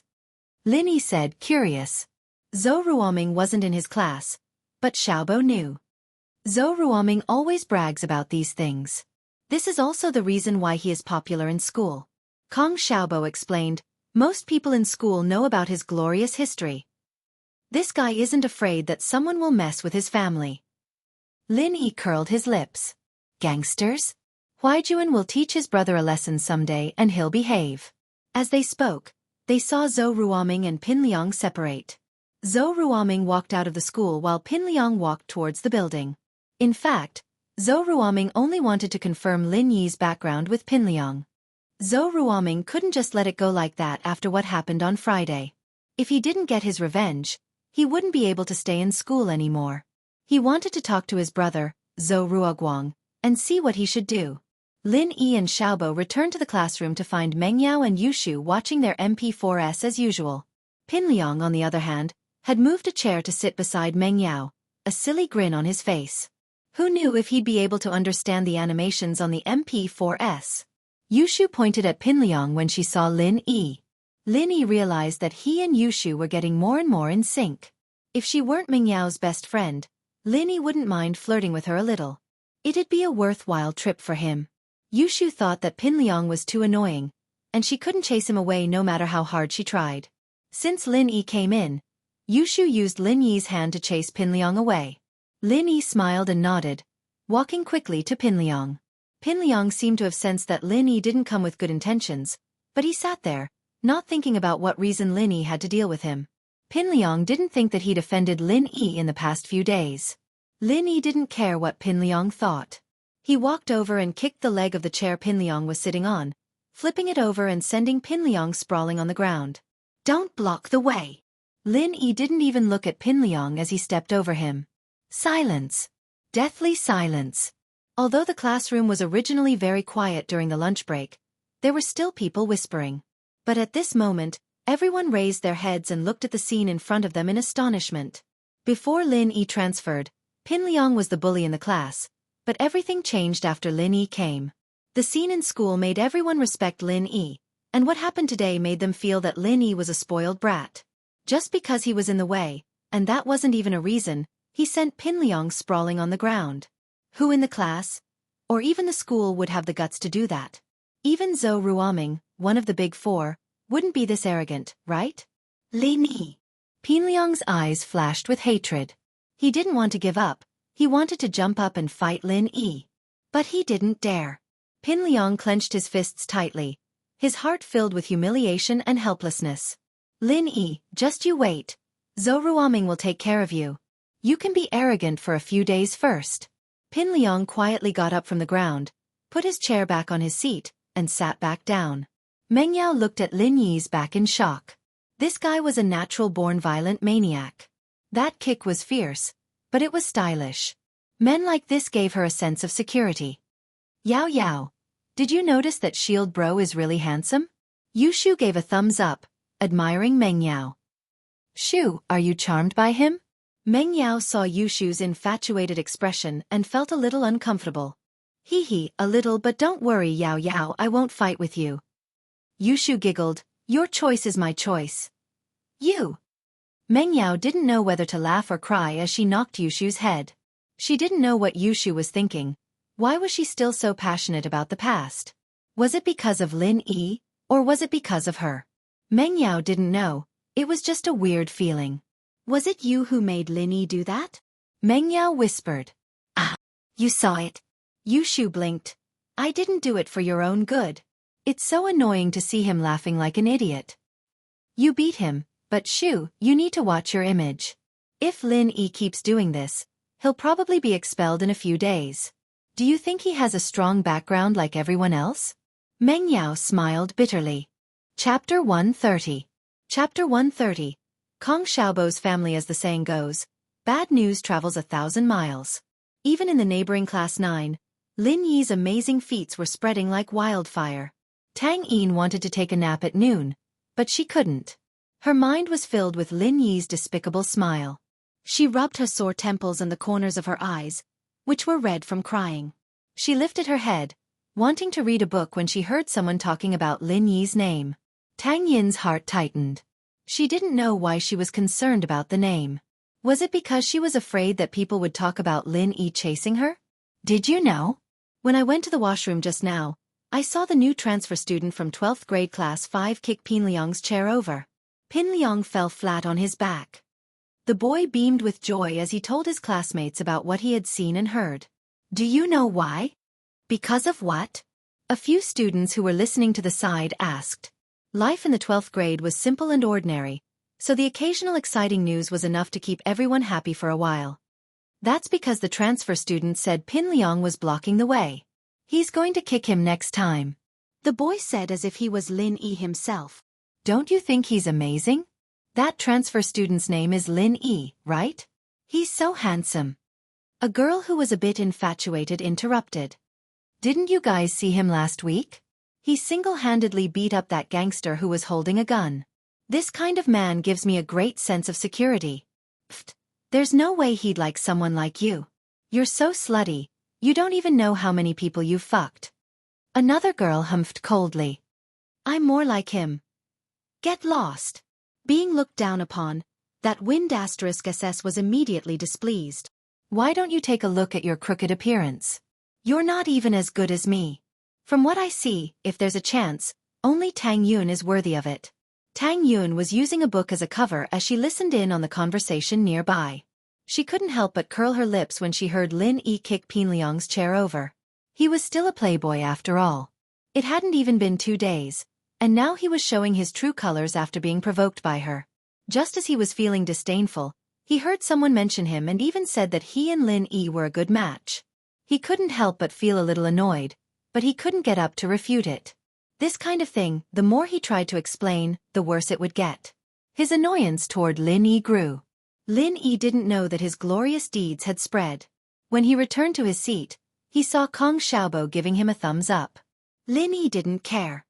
Study hard. Let's see what you can do if you can't get into a university. Hee, I'll start reading now. Kong Xiaobo smiled bitterly. Man, if my family was like second grandpa's family, I wouldn't have to study so hard. I could be a playboy too. Lin Yi heard Kong Xiaobo talk about his family for the first time. Your second grandpa? What kind of person is he? Is he powerful? Powerful? Kong Xiaobo's lips curled up in disdain. He's just a scumbag who took someone else's stuff to get rich. He basically doesn't have much contact with our family anymore. Oh.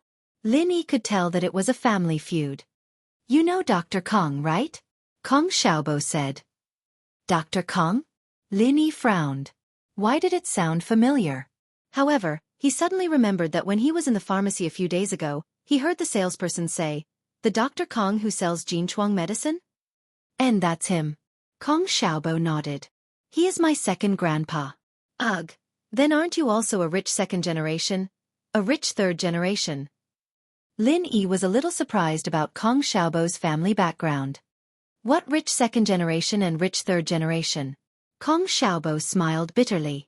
My grandpa is my grandpa, and my second grandpa is my second grandpa. Now it's 2 families. My family is very poor, working class I guess. Family feud? Asked Lin Yi. You could say that. The recipe for Jianghu medicine belonged to both my grandpa and my second grandpa. My second grandpa wanted to use the recipe to build a factory, but my grandpa didn't agree. That's how the conflict started. Kong Xiaobo explained. My second grandpa seems to have stolen the recipe and built his own factory. The 2 families fell out after that, and now. Your grandpa sure is stubborn. You can't blame your second grandpa for being greedy if he doesn't want to make money with something this good. Lin Yi nodded. If it were me, I'd probably choose to make money too.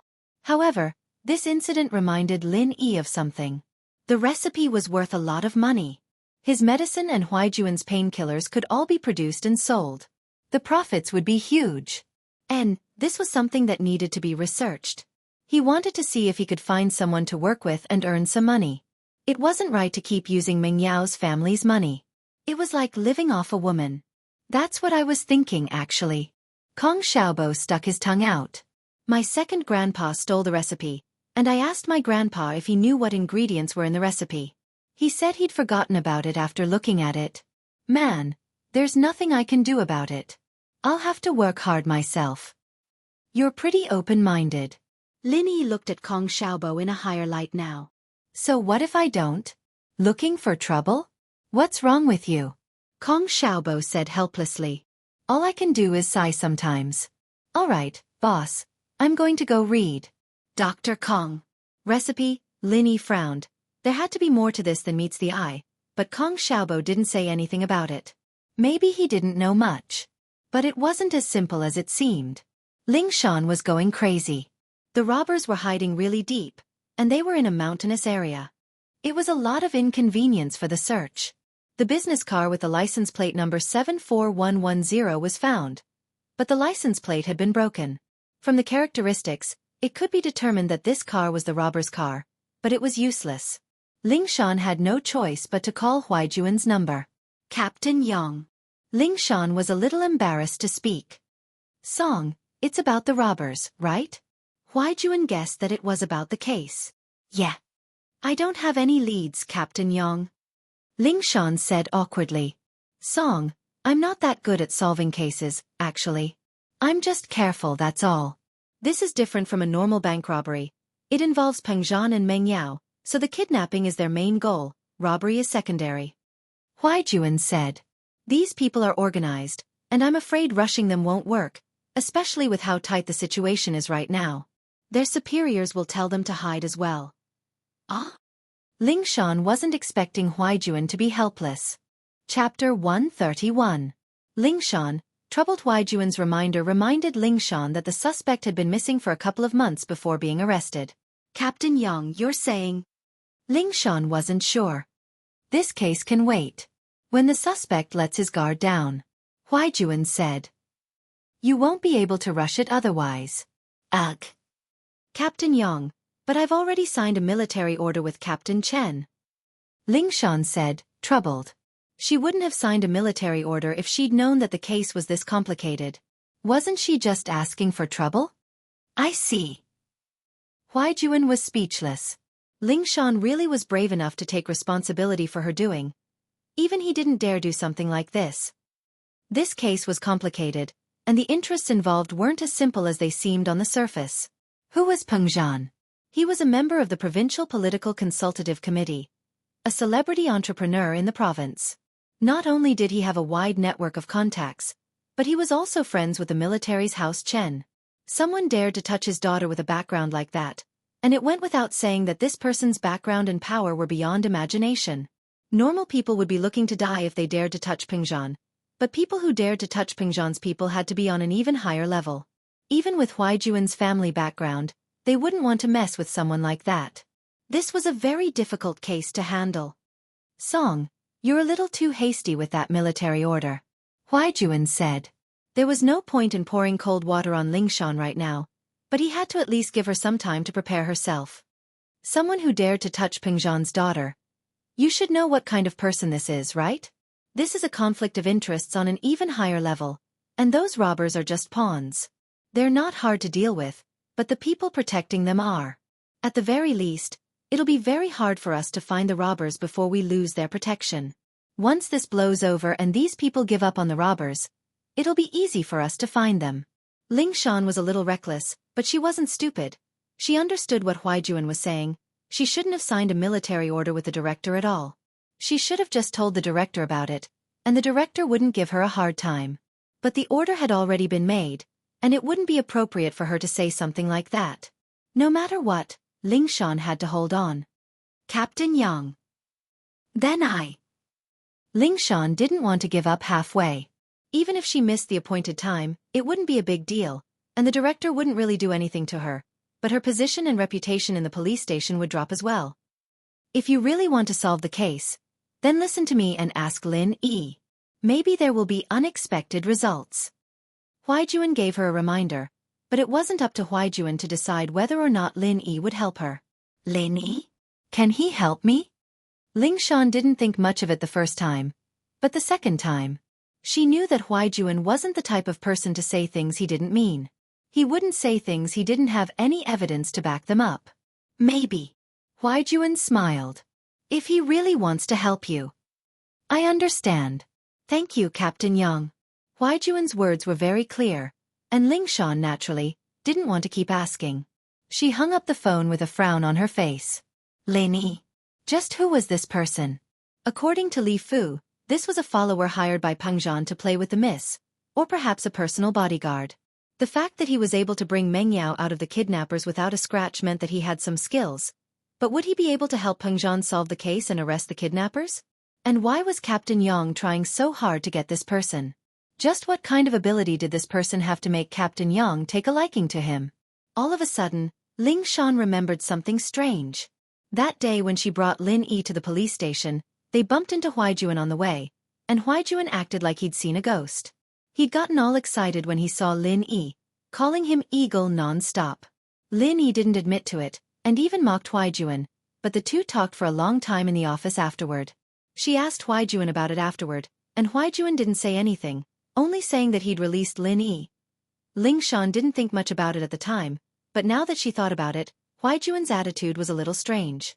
Huaijuan wasn't a reckless man, so what kind of person did he think Lin Yi was to make him so emotional, to the point of losing his composure in front of Ling Shan? From the looks of it, there had to be something wrong with Lin Yi, but she didn't know about it. Huaijuan didn't tell her about it, either. Huaijuan only helped her when she was in trouble. Ling Shan felt a wave of bitterness when she thought about Lin Yi. Asking her to beg him?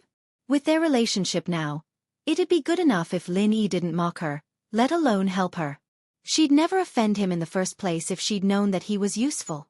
Ling Shan hesitated for a long time before deciding to increase her search efforts. Asking her to beg Lin Yi was the same as killing her. She could imagine how much Lin Yi would mock her. Lin Yi hadn't been nice to her since the first day she met him, saying that she'd gotten in through the back door. If she went to beg him now, wouldn't he say that she was useless, and that she'd gotten in through the back door? She couldn't even solve a case, and now she had to ask for help? What happened at the hospital only deepened the conflict between the two. She just wanted to teach him a lesson, but who would have thought that it'd turn into a flirtatious drama? She really regretted it. Ling Shan sighed. Why was she so unlucky? She was the instructor of the Rampage Special Forces, and yet she'd fallen into the hands of a little man. How embarrassing was that? Wouldn't her old comrades and students laugh their heads off if they knew that Instructor Song was being looked down upon? That wasn't even the second. The most frustrating thing was that she'd grown up in the compound, and all the boys around her had always been obedient to her. She'd never been taken advantage of like this before. Asking her to beg Lin Yi was the same as lowering her head to Lin Yi. When had she ever lowered her head to anyone? Ling Shan was conflicted, and so she vented her anger on her underlings, ordering them to increase their search efforts day and night. They had to find the culprit. Chapter 132. The Tang Mother and Daughter Mom. Tang Yin patted her chest as she looked behind her worriedly. Thank goodness that evil person hadn't come after her, or she wouldn't know what to do. Yin, school's over. Mrs. Tang was lighting up the grill with charcoal. The 12th graders were out of school at this time every day, and there was still a lot of business. Haha, put your bag down and help Mom. The 12th graders finished school late, and it was already past lunchtime. Most of them would buy something to eat before going home for dinner. And Mom, why are you so happy today? Is business good? Tang Yin asked, surprised to see her mother in a good mood. Haha, Lin Yi said that he has a recipe for New Orleans barbecue. He'll give it to me tomorrow to improve our barbecue. Business will be good then. Mrs. Tang couldn't hold back the joy in her heart. I heard that you elementary school kids like New Orleans barbecue. Our business will definitely be good. Lin Yi. Tang Yin's face changed at the name. He's here again? He came for lunch with his friends. Mrs. Tang didn't notice the change in her daughter. He's a good boy. He doesn't have the bad habits of those rich young masters, and he's very polite. Him? Tang Yin curled her lips in disdain. Mom, he's up to no good. What are you talking about, kid? What do you mean by up to no good? He's helping us out of goodwill. How can you talk to him like that? Mrs. Tang was getting angry. He's up to no good? Why would he be? He's a rich young master in our family. What could he possibly want from us? He. Tang Yin felt wronged as she bit her lips so hard that it almost bled. Her pretty face was filled with unwillingness. Mom, can't you tell? He wants to be friends with me. Tang Yin decided to be straightforward and let her mother see the evil side of Lin Yi. It was a little embarrassing, but at least her mother wouldn't be tricked by that evil person. Making friends? That's a good thing. I think Lin Yi is a good kid. You should interact with him more. It'll be helpful for you. Mrs. Tang glared at her daughter. Maybe his family knows someone. Help your father find someone, and the factory will pay the compensation. You little girl. You don't know anything. Don't you understand the ways of society? Didn't Wang Jiaming in the factory just cut off a piece of flesh from his finger on the lathe? What kind of injury was that? However, the son-in-law's uncle was a small leader in the street office, and the factory director, Sun Laifu, that bastard, compensated him with 10,000 yuan in medical expenses and even visited him. Look at how easy it is to get things done with connections. Mom. Tang Yun felt even more wronged. She didn't think that her words would cause her mother to complain so much. But her mother was telling the truth. How could Tang Yun not understand? However, how could her mother understand the lives of these rich young masters? Playing with women was as normal as changing clothes. Why would they help with the trivial matters of their own families? Not to mention making friends, even if it was that, wouldn't it be of no use? Mom, don't tell me you forgot about Xiao Fan? That person said that he would help Xiao Fan's family. What about now? Tang Yun didn't argue with her mother. How can that man be compared to Lin Yi? He's far from it. Mrs. Tang snorted. I said that the man had shifty eyes and was just a hooligan. He doesn't know how to show off just because his family has some money. I even told you to stay away from him. Your mother has lived for so many years. I can tell who's good and who's bad. Tang Yun was speechless. It seemed that her mother was tricked by Lin Yi's act. She was actually speaking up for him. You girl, you're stubborn. You're just like me back then. You can't see the ways of the world. When I was in the factory, I was also the flower of the factory. At that time, the workshop director introduced his son to me. I didn't like that kid. Instead, I fell in love with your father, a skilled worker. What happened in the end? Mrs. Tang didn't wait for Tang Yun to speak. She started lecturing again. The workshop director's son opened a travel agency. He earns a few million a year. Look at your father. No one cares for him when he's injured. I have to work myself to death every day to support the family. Why can't you understand? If I could choose again, I'd definitely choose the workshop director's son. I'd be a rich wife. How can I work myself to death every day? Her mother's words made Tang Yun silent. Indeed, her mother's words were very sophisticated. But Tang Yun didn't blame her anymore. What kind of woman would take care of the household by herself? During the day, she had to set up a stall outside to support her husband's medical expenses. At night, she had to take care of her paralyzed husband.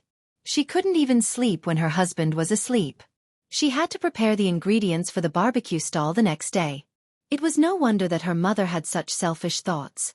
However, Tang Yun didn't agree with her mother's thoughts.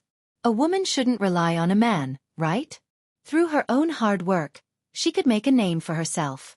She could give her family a good life. All right, Mom. I'll stop talking. If you want his recipe, then take it.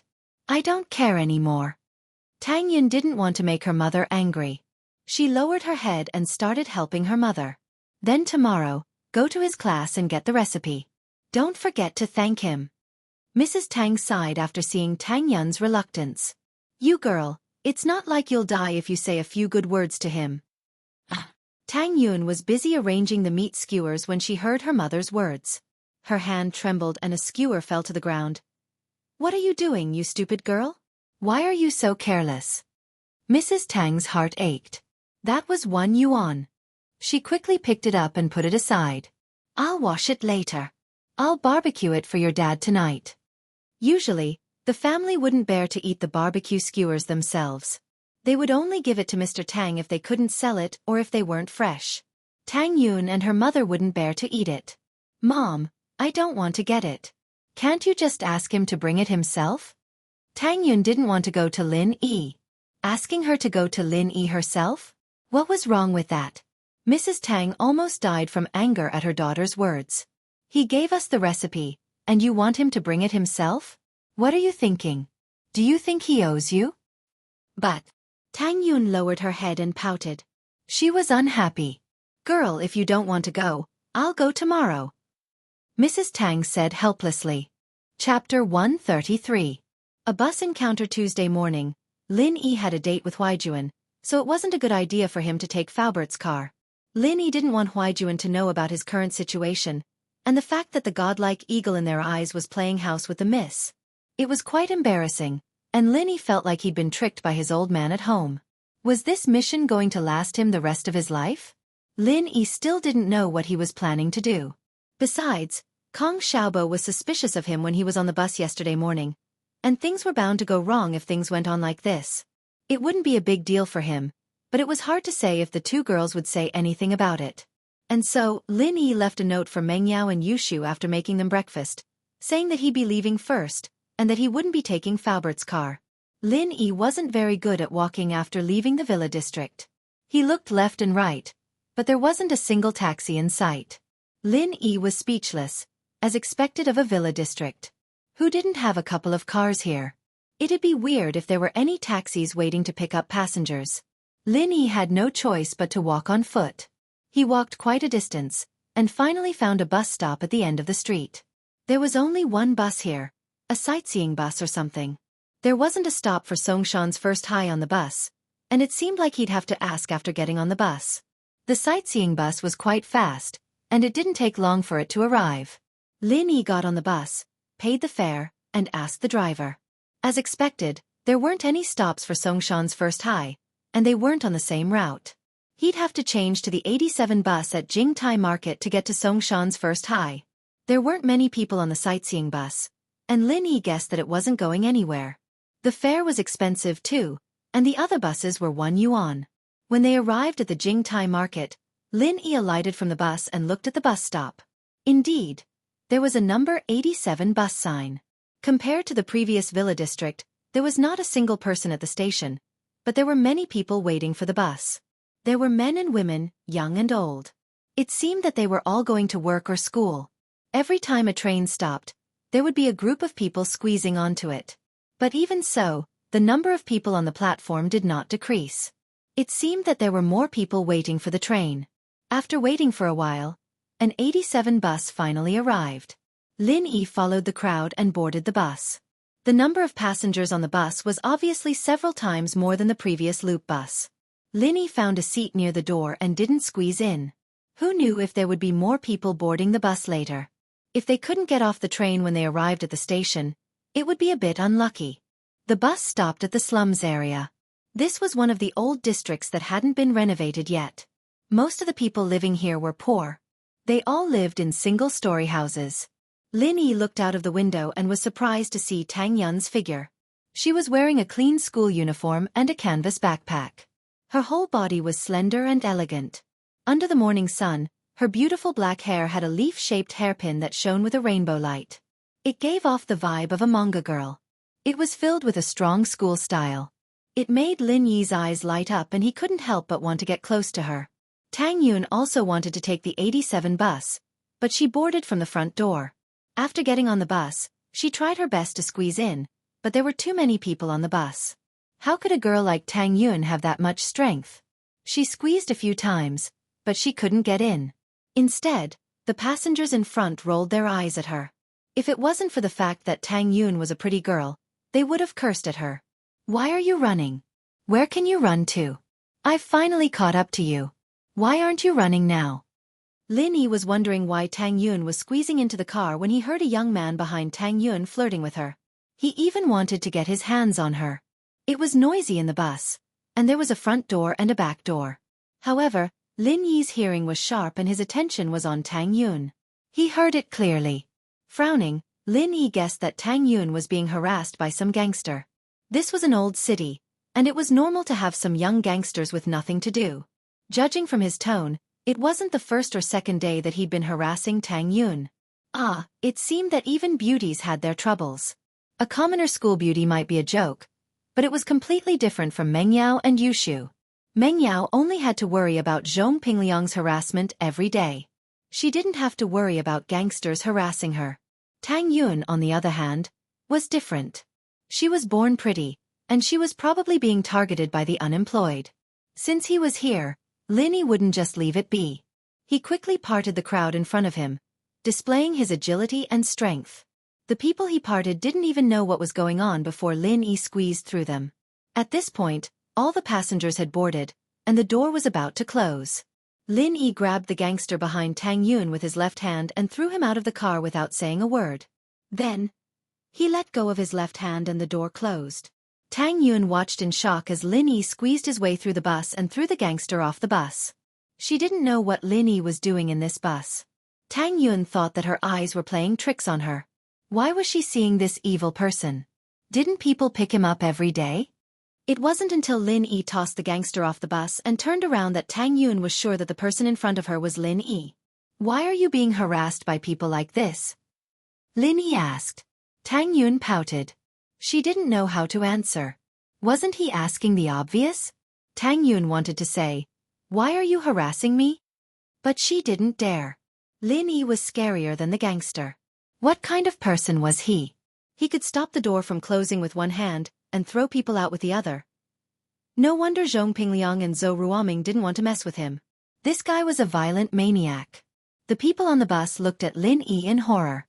The ones who had been squeezed by Lin Yi before wanted to complain, but seeing how tough Lin Yi was, throwing people off the bus like that, they all kept their mouths shut.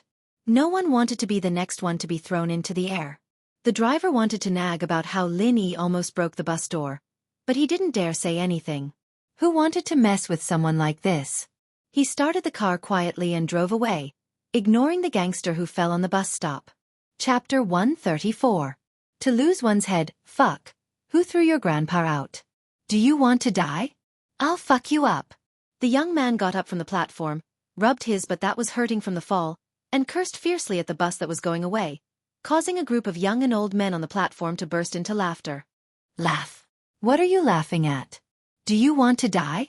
The young man was embarrassed by the laughter. He turned around and glared at the crowd before leaving. On the bus, Tang Yun ignored Lin Yi, lowering her head and not making a sound. Who knew what she was thinking? Lin Yi stood on the side, letting his imagination run wild as he breathed in Tang Yun's youthful scent. Lin Yi had to admit that Tang Yun was outstanding. She was almost 1.7 meters tall, taller than Meng Yao and Yu Shu, and her body was even more well-proportioned. She was comparable to Wang Xinyan on the train, but her temperament was completely different from Xinyan's gentleness and gentleness.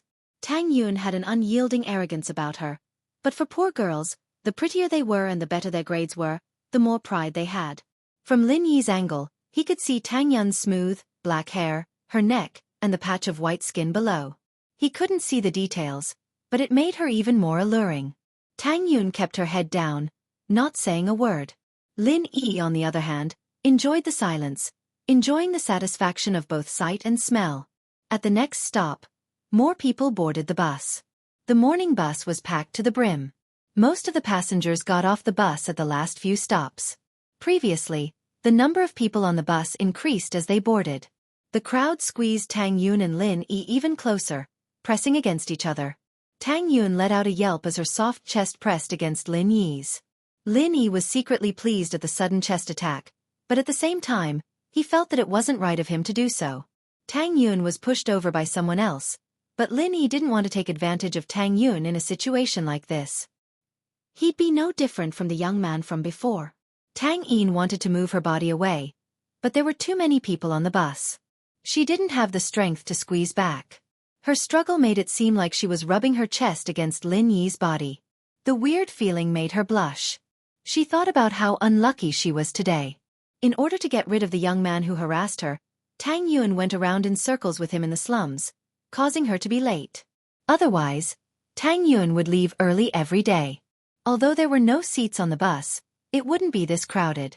Today, not only was she almost late for school, but she also coincidentally bumped into Lin Yi on the bus. "Don't move, I'll open up a space for you," Lin Yi said as he put his arm around Tang Yuan and moved her towards the window. Tang Yuan shuddered as she was embraced by Lin Yi. She wanted to resist, but seeing Lin Yi's clear eyes and his intentions, she couldn't help but shut her mouth. Did he really want to help her? She could only hope that was the case. Tang Yuan was protected by Lin Yi to the window. Lin Yi suddenly used his arm to open up a space for Tang Yuan, and the two separated. Although Lin Yi was reluctant, he didn't like this way of taking advantage of others. Looking at Tang Yuan's unwilling look, she wouldn't feel at ease even if she took advantage of others. The people on the bus could only glare at Lin Yi's actions. The bus was already crowded, and he still wanted to open up a space to please his girlfriend. Wasn't that a bit immoral? Someone wanted to blame Lin Yi. Of course, these people came after they got here, and they didn't know about Lin Yi's glorious actions. They were just about to speak up when a kind-hearted person next to them stopped them. "Don't stand up, there was a young man just now, and he threw him out of the car." The person who wanted to stand up quickly shrunk his head. What a joke. It was better not to provoke this kind of person. He could open up a space because he was strong and capable. Why should they care about it? However, Lin Yi and Tang Yun's current position was a bit ambiguous. Other than this special environment, if it was in any other place, Lin Yi's embrace would look like a scene of a hoodlum teasing a female student. Tang Yun lowered her head, and her heart wasn't calm. She was a bit nervous and a bit surprised. Lin Yi really didn't take advantage of her further. This was a completely different person from the evil person in her heart. Such a good opportunity. Why didn't he take it? If it was before, it would be better. She had already laid her cards on the table yesterday, and he didn't need to pretend anymore. But today, Tang Yun scolded herself for being stupid. Wasn't it better if he didn't take advantage of her? Was it only right for this evil person to take advantage of her? As more and more people came up, Tang Yun felt that the car was getting more and more crowded, but the space Lin Yi used to protect her didn't change at all. Tang Yun was a bit surprised.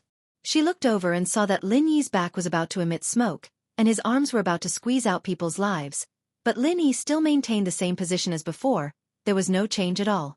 She knew that Lin Yi was strong, but being protected like this still made her feel a little uncomfortable. They were both young masters of rich families, but even Fun's boyfriends wouldn't do something like this, right? Tang Yun suddenly felt that Lin Yi wasn't that bad after all. No, how could she think like that? Lin Yi had to be putting on an act to make her lower her guard and slowly break down her mental defenses. Yes, that had to be it. She couldn't fall for it. Tang Yun didn't look at Lin Yi anymore. She lowered her head, but her mind was blank. "We're arriving at Songshan's first high school, please get ready." The next stop was Songshan's first high school. "It's time to get off, I'll protect you as you squeeze out," Lin Yi said to Tang Yun. "Oh!" Tang Yun nodded slightly. Her long eyelashes moved slightly. It was obvious that her heart wasn't calm at all. Just like before, Lin Yi held onto Tang Yun's waist, carefully protecting her as they squeezed out. But without the support of the window, Tang Yun couldn't avoid being squeezed into Lin Yi's arms. Smelling Lin Yi's manly scent, Tang Yun was so shy that she was panicking. Her body was stiff, and she didn't dare to move. She was like a zombie, hopping and hopping as she followed Lin Yi towards the door. Phew! Lin Yi let go of Tang Yun after they finally got off the car. He let out a breath of relief. This was much more tiring than squeezing in the car by himself. Chapter 135. Who was stalking who? Could it be that after she reprimanded him, he changed for the better? Did he give up on hitting on her? But that shouldn't be possible. The most important question was, why would Lin Yi be on the bus? Didn't he have a private car? Did you sit in the same car as me on purpose? Tang Yun asked the question in her mind. On purpose. Lin Yi smiled bitterly as he rubbed his nose. I got on the bus first. How was I supposed to know that you'd get on at the slums? Do you think I can predict the future? Lin Yi subconsciously touched the jade pendant on his chest, He really could predict the future. It was just that the prediction wasn't very powerful, and he didn't know what it was. He couldn't read the signal, so he didn't know what it meant. Tang Yun blinked at Lin Yi's response. She was right, she got on the bus after him. How could he be so sure that she'd get on the same bus? Even if he knew that she'd take the 87 bus, there was no way they'd coincidentally bump into each other, not to mention that she'd been late to get rid of that little gangster. Could it be that Lin Yi had found that little gangster to stall for time so that he could act out a hero saving the damsel in distress? Tang Yun found the thought laughable. She could tell that Lin Yi wasn't someone who would do something like that. He was an arrogant guy after all, and wouldn't do something like that. That little gangster had been pestering her for a long time, and Lin Yi hadn't transferred yet. It was almost impossible. Oh! Tang Yun nodded, accepting Lin Yi's explanation. The two really did bump into each other by coincidence. Is there anything else? Lin Yi saw Tang Yun standing in front of him. He didn't know what she wanted to do. Tang Yun froze as she looked at Lin Yi in disbelief. You're not looking for me? Tang Yun was still a bit afraid of Lin Yi. She was protected by Lin Yi on the bus the whole time. She didn't know if Lin Yi would continue to pester her after they got off the bus, but she didn't expect Lin Yi to ask her if there was anything else. Why would I look for you? Lin Yi was also stunned, and then he smiled bitterly. If you say a few more words, you'll be late. Ah!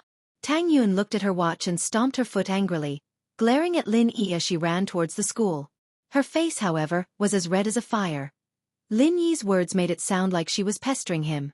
Wasn't it because he was afraid that he wouldn't leave?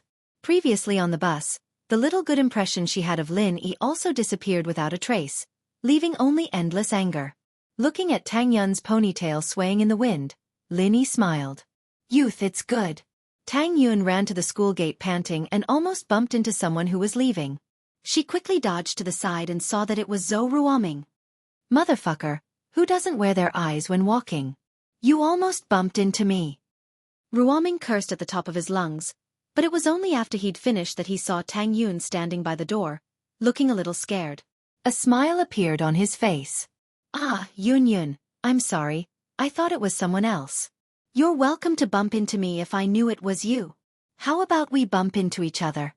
Tang Yun heard Zhou Ruoming's words and her face darkened. Zhou Ruoming, don't talk nonsense. Hey, what nonsense? I'm not talking nonsense. Zhou Ruoming had an evil smile on his face. There were usually a lot of people at school, so he wouldn't be too out of line. But now that it was past school time and there were no people at the gate, Zhou Ruoming couldn't hold it in anymore. Yun, have you thought about it? Do you want to be friends with me? You! Get out of the way! Zhou Ruoming blocked the door, and Tang Yun couldn't get in. She could only force him to move. Promise me, and I'll get out of the way. Ruoming said with a lascivious smile. You! Tang Yun bit her lips at Zhou Ruoming's shameless behavior. This guy was even more shameless than Lin Yi. If it were Lin Yi, he wouldn't force her like this, would he? The moment she cried or felt wronged, Lin Yi would definitely leave. Or maybe she'd just step on his foot and stop him from moving away. Humph. What's wrong with me? Zhou Ruoming was like an invincible bully in the cosmos, fully displaying his evil nature. Brother, I'm very strong. If you don't move, I'll call Lin Yi. Tang Yun couldn't stand Zhou Ruoming's perverted eyes and words. She didn't know why, but Lin Yi's name slipped out of her mouth. Zhou Ruoming's perverted expression froze when he heard the name, Lin Yi. He looked around subconsciously to make sure that Lin Yi wasn't there, and started acting cocky again. He had been planning to get his brother, Zhou Ruoguang, to teach Lin Yi a lesson, but before that, he was still afraid of Lin Yi. After all, Lin Yi's slap in the basketball had traumatized him. Fuck, don't use Lin Yi to scare me. Who do you think he is? Your protector? Zhou Ruoming didn't see Lin Yi and started acting tough again. Where is he? Why don't you call him out? Do you think he's your bodyguard or a master? When he comes out, I'll fuck him. Who do you want to fuck? Wang Jifeng was in a good mood after having sex with his mistress. He was patrolling the school when he heard someone yelling, "I'll fuck him," in front of the school gate. He panicked. Wasn't this a slap in the face? Saying such words in front of the dignified academic affairs dean was simply courting death. Zhou Ruoming jumped at the sudden words as well. He turned around and saw Wang Jifeng looking at him with a dark face. He was stunned. It was impossible for him to not be afraid of the dean. Songshan's first school wasn't like the other schools. It was a private school with a strong background. The dean had the power to expel students. Zhou Ruoming didn't want to be expelled. Tang Yun let out a sigh of relief when she saw Wang Jifeng. She didn't know what else Zhou Ruoming would do to her otherwise. Dean Wang. Zhou Ruoming smiled carefully. I wasn't just yelling. It's just that I'm under a lot of pressure from school. I'm just venting. Venting? Why don't you go home and vent with your dad? Wang Jifeng frowned. Although Zhou Ruoming's dad was a big shot, Wang Jifeng didn't care about him. The dean of Songshan's first school was a lucrative position. There were too many people in the society who didn't have a child. It didn't matter how capable your parents were. You still had to have a good relationship with the dean and the principal. Chapter 136. The couple. What are you waiting for? Are you waiting for me to treat you to tea? Jifeng said, giving Zhou Ruoming a shove. He was the dean of a private high school, after all. Plus, Songshan's first school had a strong background in the province, and was managed by the province. Even the local education bureau couldn't do anything about it. Yes. Yes. Zhou Ruoming quickly snuck away. This Jifeng wasn't someone he could mess with. After Zhou Ruoming left, Tang Yun was still standing there, unsure if she should leave with him or not. She didn't dare to leave before Mr. Wang told her to. She stood there cautiously. Haha, Tang Yun, right? Jifeng's serious face turned into a smile. You didn't get bullied, did you? No. Thank you, Dean. Tang Yun shook her head. That's good. If that Zhou Ruoming kid bothers you again, tell me and I'll take care of him. Jifeng said. Let's go, I'll send you to class. You're late. The teacher might scold you if you go in like this. Ah. Tang Yun didn't think that Jifeng would be this nice to her. Was this the same dean who'd scolded her and told her to go to the broadcasting room for a self-reflection? He was afraid that the teacher would scold her for being late, and was willing to send her to class. Tang Yun was a top student and the teachers wouldn't scold her if she was late. But with Wang Jifeng escorting her, it was a different story. The teachers wouldn't say anything, they'd just think that the master had something to do with the student and that was why she was late. Let's go, haha. Jifeng nodded with a smile. She was Lin Yi's girlfriend, after all, and he had to be nice to her. Otherwise, he'd be in big trouble if the kid spilled the beans. Oh! Tang Yun was flattered. It was only a day, but the treatment was completely different. Could it be because of Lin Yi? Was that why the dean was so nice to her? Thinking of this possibility, Tang Yun remembered the scene of Lin Yi and Wang Jifeng chatting happily yesterday. Maybe Tang Yin was a little annoyed. Why was her life so smooth just because she had something to do with him? Could it be that his hard work was not as good as his relationship with a young master? Tang Yun was wrong. If Lin Yi didn't have something on Wang Jifeng, even if he was introduced by Faubert, Wang Jifeng wouldn't be so careful and wouldn't care about Tang Yun's business. But now, he did not dare to ignore it. Jifeng had received a call from Lin Yi saying that he was going to Captain Yang's office in the morning to give his statement. Huaijuan had told him about it yesterday, so Jifeng didn't ask too much about it. But the key was that Lin Yi wasn't in school. If his little girlfriend was teased by someone, then what if this guy got anxious and told him what he saw? Wouldn't he be finished? I'll tell you my phone number. If someone harasses you again, call me. The more Jifeng thought about it, the more he felt that something was wrong. He passed the phone to Tang Yun. What if Zhou Ruoming came back after he left? Ah! Tang Yun didn't know what to do. This treatment was too good, wasn't it? She had been in school for 3 years and had never heard of Jifeng giving his phone number to a student, telling them to call him if they had any problems. Was it because of Lin Yi again? Tang Yun was annoyed and said something irrational. What if Lin Yi harasses me? Ugh. Jifeng paused and smiled bitterly. You don't have to look for me if you two quarrel. In front of Tang Yun, he didn't need to act like he was the dean. Lin Yi knew everything about him, so there was no point in acting. Couple? Tang Yun almost fell to the ground. She and Lin Yi were a couple? The problem was that it was Jifeng who said it. All right, I'll walk you in. Jifeng didn't say anything else since they were already in front of the classroom. He knocked on the door. Tang Yin was a little speechless. The stern image of the dean in the past was completely different from today. Was this still the same Dean Wang who'd flown into a rage when he found out that boys and girls were being intimate in the school grounds? The homeroom teacher quickly opened the door when she saw the dean knocking. "Dean Wang, what's the matter?" "Oh, nothing. I'm here to send Tang Yun here," Jifeng pointed at Tang Yun. "She's a good student, not bad. And when it comes to treating students well, as a teacher, you should be more lenient and give your students some freedom. Don't interfere too much with her personal affairs." Wang Jifeng gave Tang Yun's homeroom teacher a hint. What if she found out about Tang Yun and Lin Yi? She'd interfere, and that brat would use Wang Jifeng as an excuse. So Wang Jifeng made it very clear. Okay. Tang Yun's homeroom teacher paused. What was the relationship between Tang Yun and Dean Wang? Why would Dean Wang talk to her like that? Because of Tang Yun's good grades, the homeroom teacher treated Tang Yun well. But with the dean's special attention, things were different. "And if there's nothing else, I'll be leaving first." Jifeng nodded and turned to Tang Yun. "Call me if you need anything." "Oh." By Dean Wang. Tang Yun's mind was a mess. All she could think about was the couple Jifeng mentioned earlier. Damn it, did Lin Yi say something to Dean Wang? Did Dean Wang misunderstand? But what was Lin Yi's background? Why would Dean Wang side with him? What happened this morning reminded Tang Yun of an important problem. It wasn't like Ruoming and Pinliang didn't have any background, and Wang Jifeng didn't treat them kindly. Wouldn't they be like mice in front of a cat if they met Wang Jifeng? But Lin Yi was different. Tang Yun was starting to doubt her guesses. Was it because of Lin Yi's background? That didn't seem to be the case. Could it be that Lin Yi had another side to him? Returning to her seat, Tang Yun took out her textbook but couldn't focus. Her mind and heart were filled with the scene of Lin Yi protecting her on the bus this morning and Jifeng's weird words. Why was she so unlucky? Why did she have to meet a guy like this right before graduation? Was she unable to escape from his palm? Tang Yun sighed in disappointment. What made her speechless was that even her mother was bewitched by this person.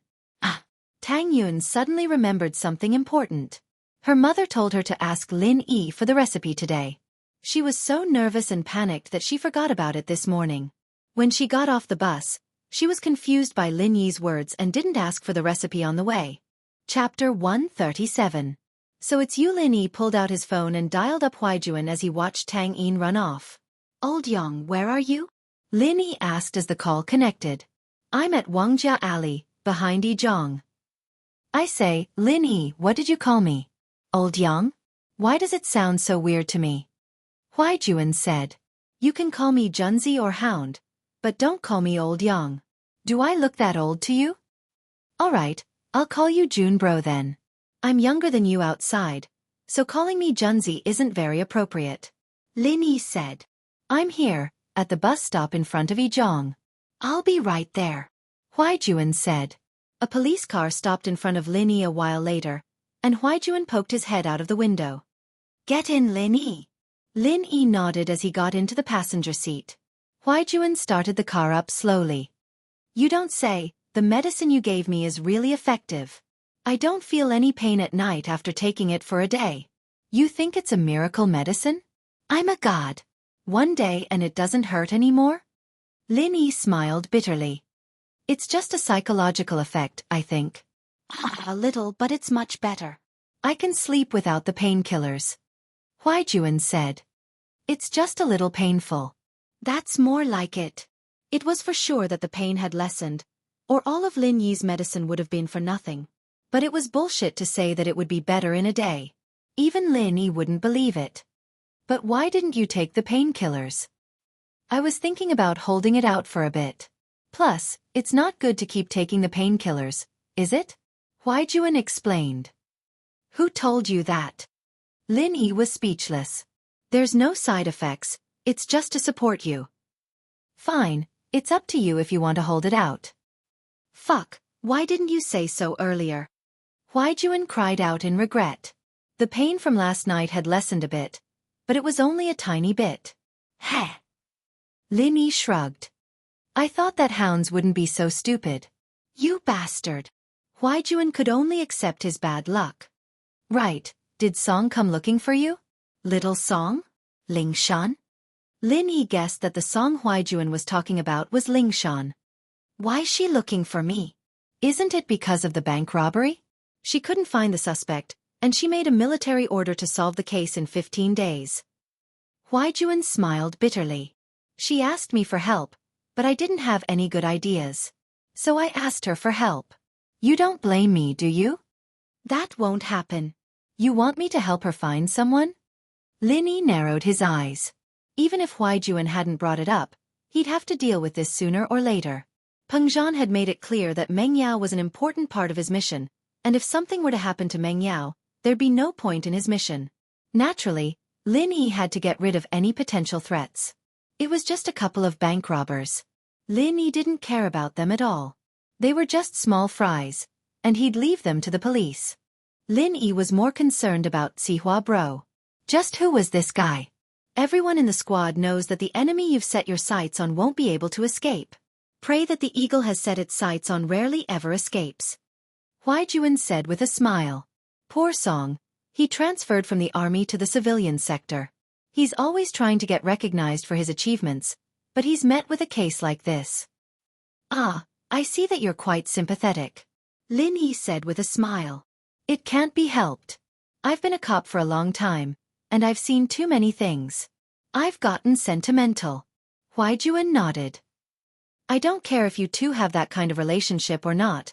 I've said what I need to say. You decide. We'll talk about it when she comes looking for me. She hasn't come looking for me yet, anyway. Lin Yi said. The car drove into Songshan Medical University, heading straight for the family villa area. The person who treated you, he's from this university? Lin Yi suddenly remembered someone. Guan Shuamin, the one who'd given him his name card back at the bookstore. He seemed to be the dean of one of the departments in this university, and Lin Yi wondered if Huaijuan would know him.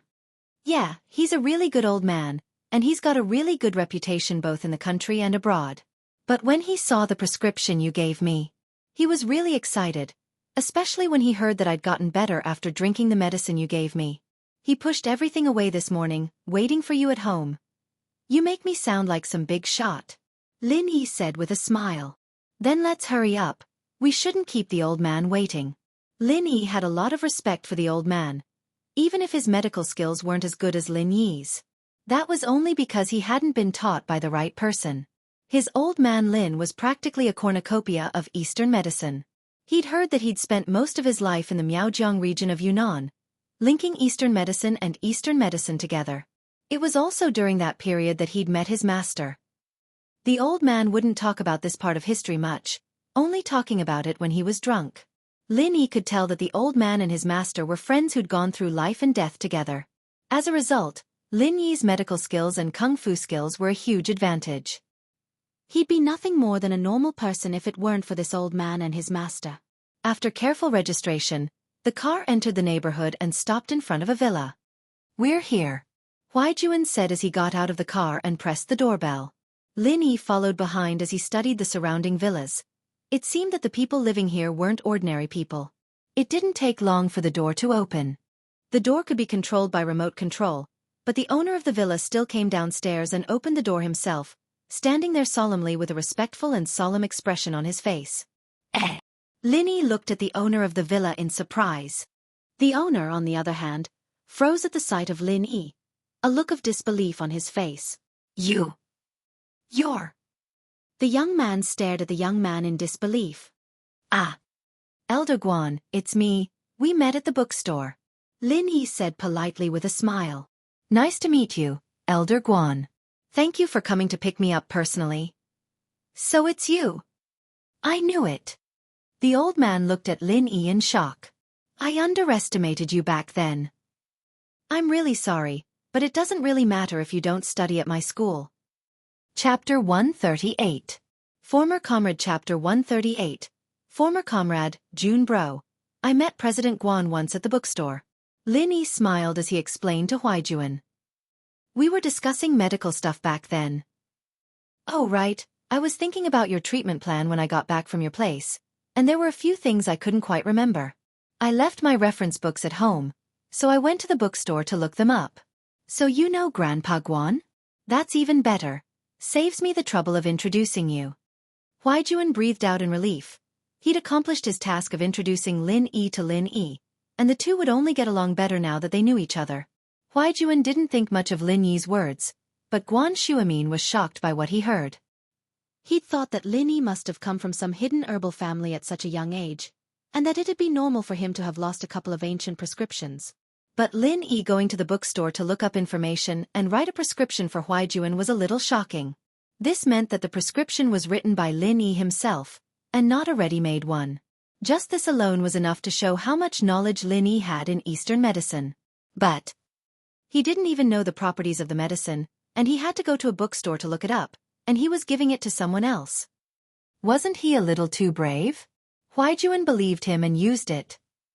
Just what was the relationship between these two? Guan Shuamin was a shrewd man, and he could tell from the subtle gestures and attitudes of Lin Yi and Juan that there was a close relationship between the two, but he couldn't guess the specifics. It seemed that Lin Yi's medicine was indeed effective on Juan, and that was what shocked Guan Shuamin the most.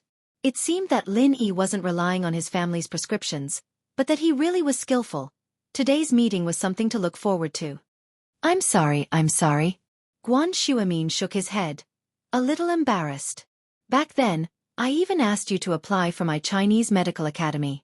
There's no one in the academy who can teach you. You should be our teacher. Head Director Guan, you must be joking. Lin Yi replied politely, what I know is just some unorthodox things. After all, my main profession is not studying traditional Chinese medicine. What? Don't you study Chinese medicine? Guan Shuamin was even more shocked by Lin Yi's words. He even thought to himself, is this kid trying to show off in front of me? Juan's illness was something that countless specialists couldn't do anything about, and yet you cured him so easily? Isn't Eastern medicine your main profession? However, seeing the sincerity on Lin Yi's face and connecting it to Lin Yi's words in the bookstore that day, Guan Shuamin had no choice but to believe what Lin Yi said. Yeah, I'm a 12th grader right now. Lin Yi said, scratching his head. Actually, Junbro knows about me. Right? Juan didn't know what to say. There was no way he could tell Guan Shuamin about Lin Yi's condition. He looked at Lin Yi, troubled. How was he supposed to tell Guan Shuamin if he didn't? Ha! Lin Yi didn't want to hide anything from Guan Shuamin anyway. He was the one who'd been treating Juan's injuries all this time, so he had to know how Juan got injured and what kind of job Juan did in the past. He wouldn't have been able to come up with the most effective treatment plan otherwise. There was no need to hide anything from Guan Shuamin. Besides, fighting alongside Juan was only a small part of his life. Guan Shuamin, Junbro and I used to be comrades. Comrades? Guan Shuamin paused at the word, his expression changing abruptly. Shuamin knew what Juan used to do, and Juan's comrades in arms were. Lin Yi didn't look more than 20 years old, did he? He'd said that he was a 12th grader right now, and he was Juan's comrade? Wasn't this a little too miraculous? Guan Shuamin finally understood why Juan had dared to drink the medicine Lin Yi gave him. He didn't know that Lin Yi was a miracle doctor, but the friendship and trust they'd built through battle wasn't something ordinary people could compare to. How did Lin Yi turn into a high schooler again? Guan Shuamin didn't know what was going on, but he didn't ask for the details since it might be confidential information. So you and little Yang are comrades. Look at me, all I can do is talk. Come in, let's talk inside. Guan Shuamin realized that he was still blocking the entrance of the villa and hadn't invited anyone in. This was also because he was too shocked. Otherwise, Guan Shuamin wouldn't have made such a low-level mistake. It's fine. Lin Yi smiled. You don't have to be so courteous, Mr. Guan. Junbro would have lost his life if it weren't for you. I should be the one thanking you. You don't have to be so courteous with me. You're an elder, and I'm a junior. There's no need to be so polite. There's no such thing as seniority. Guan Shuamin said with a wave of his hand. I'm old enough to understand that. Your medical skills are better than mine, and you're the expert in front of me. You're a teacher, and nothing can be accomplished without rules. Besides, Yang's elder is a good friend of mine, and it's only right for me to do my best. Ah, that's different. Junbro's one of my people, of course I have to thank you. Lin Yi said as he followed Guan Shuamin into the living room. HM? Guan Shuamin blinked at Lin Yi's words. What do you mean by one of your people? Guan Shuamin was a bit older than Guan Shuamin, but he was still paying attention to the news on the internet. A chill ran down Guan Shuamin's spine when he heard Lin Yi say that Yang Huaijuan was one of his people. There couldn't be something going on between the two, could there? But Yang Huaijuan wasn't someone like that, and Lin Yi didn't look like that either. What did he mean by that? Both Huaijuan and Lin Yi thought of something at the same time when they saw the weird look on Guan Shuamin's face. Huaijuan understood what Lin Yi was getting at, but Guan Shuamin didn't. Huaijuan explained with a bitter smile. Grandpa Guan, Lin Yi used to be the captain of our squad, and he's famous for being protective of his subordinates. We're all his people. Ah? Mr. Lin's your captain? Guan Shuamin was even more surprised now. It seemed that Lin Yi was right. Eastern medicine wasn't his main profession, after all. He was good in other areas as well, or he wouldn't have become Huaijuan's captain. Chapter 139. A shocked Guan Shuamin couldn't help but look at Lin Yi deeply at the thought. He felt a little ashamed of himself for acting like an old man. But then again, medical students were all brave people. It was understandable that Guan Shuamin's thoughts were avant-garde. Ah, I did for a while. Lin Yi nodded. Naturally, I'd like to thank you on behalf of my team. I won't stand on ceremony if that's the case, Mr. Lin. Please come to the study. I've got some medical questions I'd like to ask you, Mr. Lin. Guan Shuamin said. Call me Lin Yi or E, Mr. Lin. It's a little awkward. Lin Yi said. Not exactly teaching but sparring. All right, I'll call you E then. Don't call me Dean Guan. Call me Grandpa Guan or Elder Guan. I'm a little embarrassed calling me Dean. Guan Shuamin didn't act pretentiously. He was Huaijuan's elder in terms of seniority, and Lin Yi was in the same generation as Huaijuan. Calling him Grandpa Guan wasn't a bad thing at all. Then I'll call you Grandpa Guan. Lin Yi said casually. Lin Yi wasn't an arrogant man. He'd return the favor 10 times over. If you're polite to me, I'll respect you even more. The two entered the study. Huaijuan didn't know any medicine, so there was no point in going in.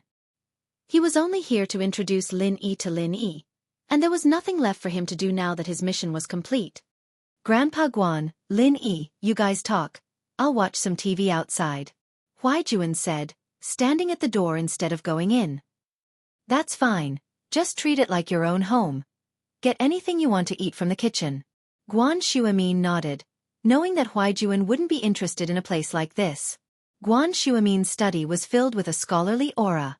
There were long bookshelves on both sides of the room, filled with medical books ranging from Eastern medicine to Western medicine, from thread-bound manuscripts to original works in foreign languages. I've made a fool of myself, Shuamin said with a smile as he saw Lin Yi looking at the shelves.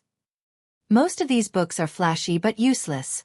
It's fine to buy them and look at them, but it's hard to learn anything from them. The Yellow Emperor's canon is fine though. I read it when I first started. Lin Yi nodded as he pointed at the books on the shelf. The Yellow Emperor's canon of internal medicine is indeed one of the few remaining gems in Chinese medicine, Guan Shuamin nodded. But it's a pity. Pity? Lin Yi asked, confused. Grandpa Guan, what's a pity?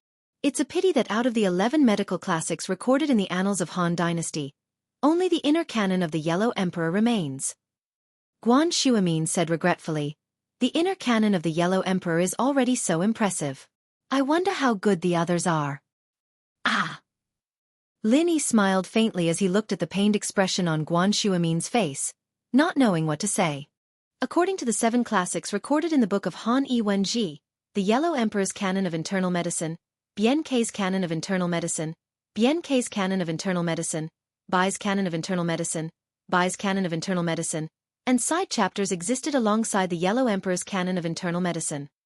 Guan Shuamin didn't notice the look on Lin Yi's face.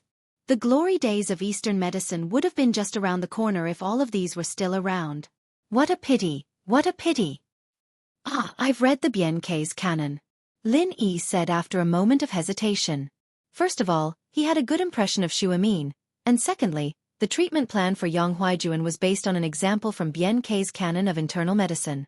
It'd be hard for Lin Yi to explain if Shuamin were to ask about the theory behind it, so he might as well use Bian Kei's canon as an excuse.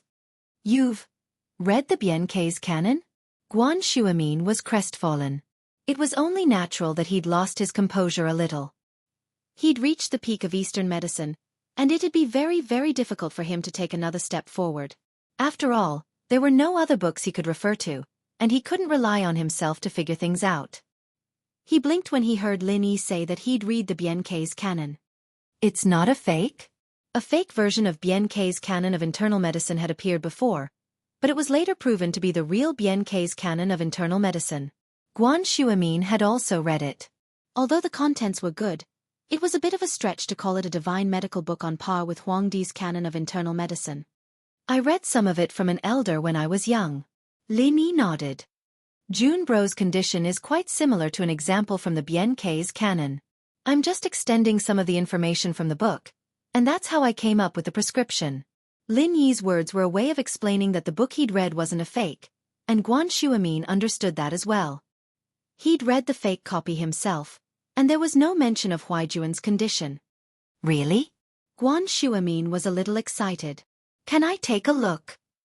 Guan Shuamin smiled bitterly before Lin Yi could say anything. I'm sorry. I lost my composure a little. It's your elders. It's only natural that I wouldn't show it to others. I was being rude, Yi. I hope you don't mind. It's nothing. Lin Yi smiled. This elder was naturally his old man. He had brought back a huge pile of rare ancient books from the Miao village in Yunnan. It was said that a trader of the Miao village called Elder Yu had collected them in order to practice his evil arts. In the end, Elder Yu was killed by his Shifu, and Elder Yu's belongings were split between his Shifu and his old man. I'd like to ask Grandpa Guan to take a look if there's a chance. Lin Yi wasn't a stingy man. Shuamin hadn't healed Huaijuan, but Huaijuan would have died if it weren't for him. Huaijuan wouldn't have made it this far, and Lin Yi had always been grateful towards Shuamin. Really? That's great. Guan Shuamin was a little excited, but thinking that Lin Yi was just being courteous, he couldn't just let it slide, could he? Guan Shuamin had heard of the existence of lost medical books in some hidden traditional Chinese medicine families. However, he had only heard of it and had never seen it before. Guan Shuamin naturally assumed that Lin Yi's elder was from some hidden house after hearing Lin Yi's words. How could he have the nerve to look at someone's family heirloom? So he hurriedly said, if it's difficult, then forget it. It's fine. It's fine. Lin Yi could make the decision, and his old man wouldn't say anything with his Shifu backing him up. I'll bring it back with me the next time I go home. How can I? Guan Shuamin jumped in fright. How could he just take something like that around? What if he lost it? Even if it was a photocopy, it couldn't be passed around. If it's convenient, I'll go with you. Chapter 140. Greetings as a Teacher. Chapter 140. Greetings as a Teacher. Guan and Lin Yi moved on to the topic of traditional Chinese medicine. There had been a few academic problems he'd stumbled upon, and he'd asked Lin Yi just to give it a try. But Lin Yi's answers had been an eye-opener for him, and he'd realized that he'd been a frog at the bottom of a well. Lin Yi hadn't answered many of his questions directly, but they'd been enough to enlighten Guan Shuamin. Guan Shuamin was grateful, and he admired Lin Yi even more.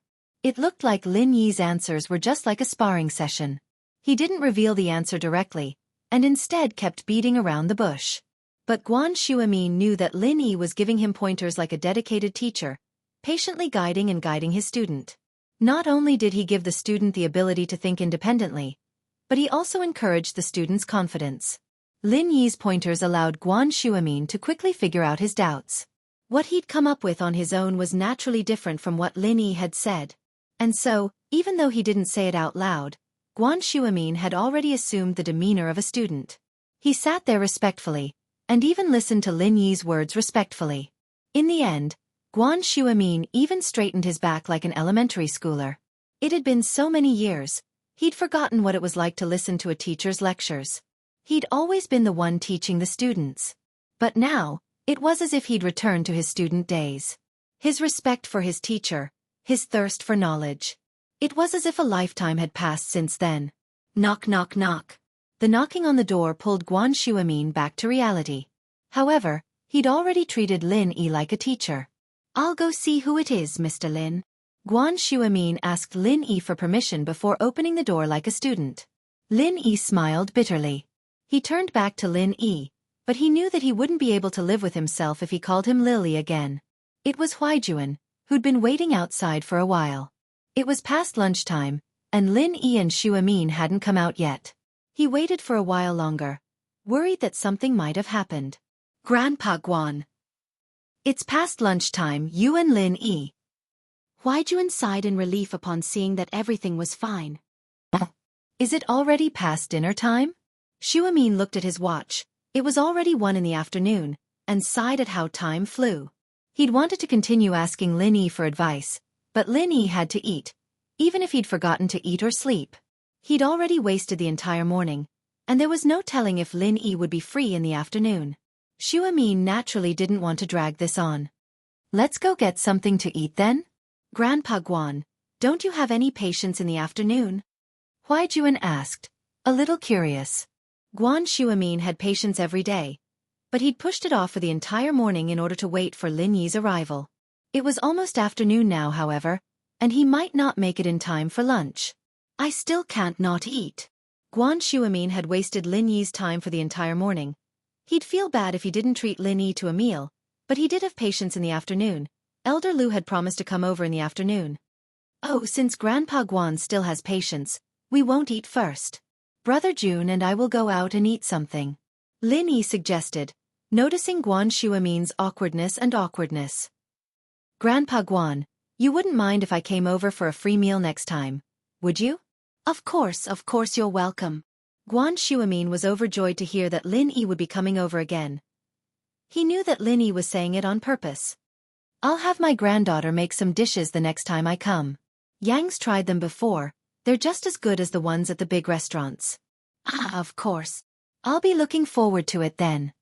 Lin Yi nodded before heading downstairs with Huaijun. Guan Xu Amin was about to send them off when Lin Yi stopped him. Grandpa Guan, I won't come over next time if you keep being so polite to me. All right, I won't be sending you off then. Guan Xu Amin knew that Lin Yi was joking, but he still stopped in his tracks. A black Audi A8L stopped in front of the villa just as they were getting into the car. Ah! Lin Yi saw a few familiar faces in the rearview mirror.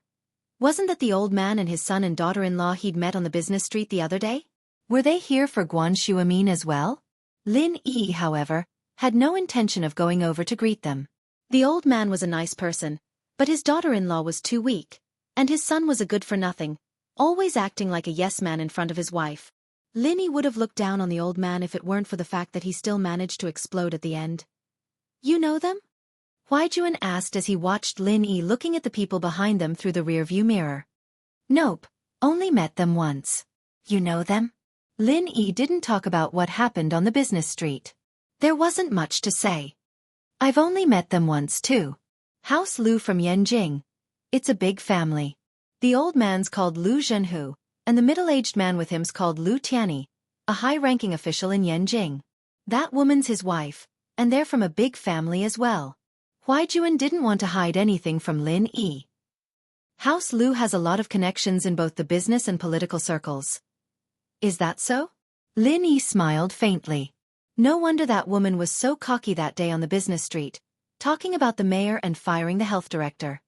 What about House Yang? My family's a little weaker than House Lu's, since they're from Yanjing, and Lu Tianyi's a real power. Huaijun said. My old man retired a few years ago, and there's not much power left in the family. We only have some influence in the military. They wanted me to train in the special forces for a couple of years, accumulate some merits, and get promoted smoothly, but who knew? Lin Yi nodded. Huaijun's words didn't change the fact that Huaijun's family was a lot stronger than the regular families, but still a little weaker than the top families. Take me back to school. You find a place to eat. Lin Yi said as he looked at the time. He'd be able to make it back to school in time for his first class in the afternoon. You're not eating? Huaijun asked, confused. I wasn't really hungry. I ate too much this morning. I'll just have a bite at school. Lin Yi said. Chapter 141. A little bit if the Lius knew that they'd be able to see the person they'd been looking for so long if they'd come a few minutes earlier, wouldn't they regret it? But there was no medicine for regret in life. The Lius hadn't realized anything at the moment, having brushed shoulders with Dr. Hayashi Lin. While part of the reason Lin Yi wanted to be friends with Xu Amin was to thank him, there was also a reason behind it. He hadn't thought that much about Dr. Kong before, But Kong Xiaobo's words yesterday made Lin Yi's heart jump with excitement. Selling medicine was a lucrative business, after all. Lin Yi had quite a lot of prescriptions in his hands, but Lin Yi didn't have the time to do that right now. Lin Yi was all by himself, and it'd be hard for him to do business without a partner. In fact, Lin Yi's best partner would be Peng Zhan. Peng Zhan Industries had quite a reputation in the country. It was just that there were some internal problems that Peng Zhan himself hadn't dealt with yet, and Lin Yi didn't want to work with a company like that. It wouldn't be good for either of them if the prescriptions were to be leaked. Other than that, Guan Shuamin was the best choice. First of all, Guan Shuamin was famous in the Chinese medical community. Miracle Dr. Guan's fame wasn't below Miracle Dr. Kang's, and the reason why Miracle Dr. Kong was called Miracle Dr. Kong was because of his golden creation medicine. It could be said that one miracle medicine pushed him to the heights of a miracle doctor. Dr. Kong Industries, on the other hand, produced other medicines and medical equipment as well, but they weren't that outstanding. They could only be described as ordinary, and the formulas they used were all common Eastern medicine formulas. There was nothing special about them. Guan Shuamin, on the other hand, was a renowned Eastern medicine specialist in the world. If he were to use the name Miracle Dr. Guan, he'd probably be on par with Dr. Kong. But if he were to do it himself and use the name Miracle Dr. Lin, no one would acknowledge him. Many people might even be suspicious of him, wondering what Miracle Dr. Lin was. Could it be that he copied Dr. Kong? But when it came to Guan Shuamin, there would be no such doubts. Guan Shuamin was a miracle doctor, so it was understandable that he was called Miracle Dr. Guan. Therefore, Lin Yi had interacted with Guan Shuamin for the first time today, and found that he was an honest and reliable person. If possible, Lin Yi planned to cooperate with him. He would first give him a few ordinary prescriptions and let him test the market and see the results. If a man wanted to rise up, he couldn't always rely on a woman, right? Peng Zhan's commission was legitimate, but playing house with the miss all the time wasn't a good idea, was it? Of course, Lin Yi was still observing Guan Shuamin. From the looks of it, Guan Shuamin's character wasn't bad.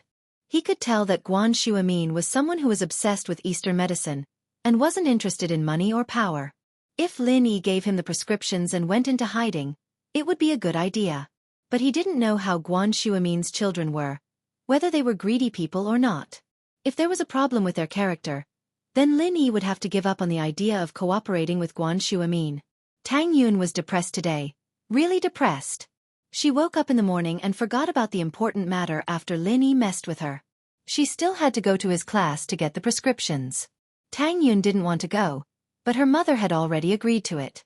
She left the classroom unwillingly after the first class ended and walked towards the classroom of 12th grade class 5. Meng Yao and Yu Shu went out for some fresh air after class and saw Tang Yun. Meng Yao knew who she was. She was the prettiest girl in Yu Shu and Meng Yao, but she was more popular than them. She was known as the commoner prettiest girl. But Meng Yao didn't mind. She didn't care if she was popular or not. She didn't like boys, so it was better if they didn't bother her. Tang Yun was quite surprised. She wasn't expecting to see the two prettiest girls in the school, Meng Yao and Yu Shu. She didn't know many people in class 5, other than Lin Yi, but she'd heard of Pin Liang's notoriety. She decided to ask Meng Yao and Yu Shu for help. "Hello, can I trouble you with something?" Tang Yun may be on the same level as Meng Yao, but that was just the public's opinion. In reality, Tang Yun still felt pressured in front of Meng Yao. Meng Yao was a princess-like existence, and she was just a poor girl who looked slightly better. "Oh, what is it?" As for Tang Yun, Meng Yao actually had a good impression of her. They were both beauties, after all. Meng Yao herself was already very beautiful, so she wouldn't do something crazy like being jealous of someone else's beauty. Tang Yun was a beautiful girl. Tang Yun let out a sigh of relief when Meng Yao answered her politely. Meng Yao wasn't as high and mighty as the rumors made her out to be. "Can you help me look for your classes?" "Lin Yi?"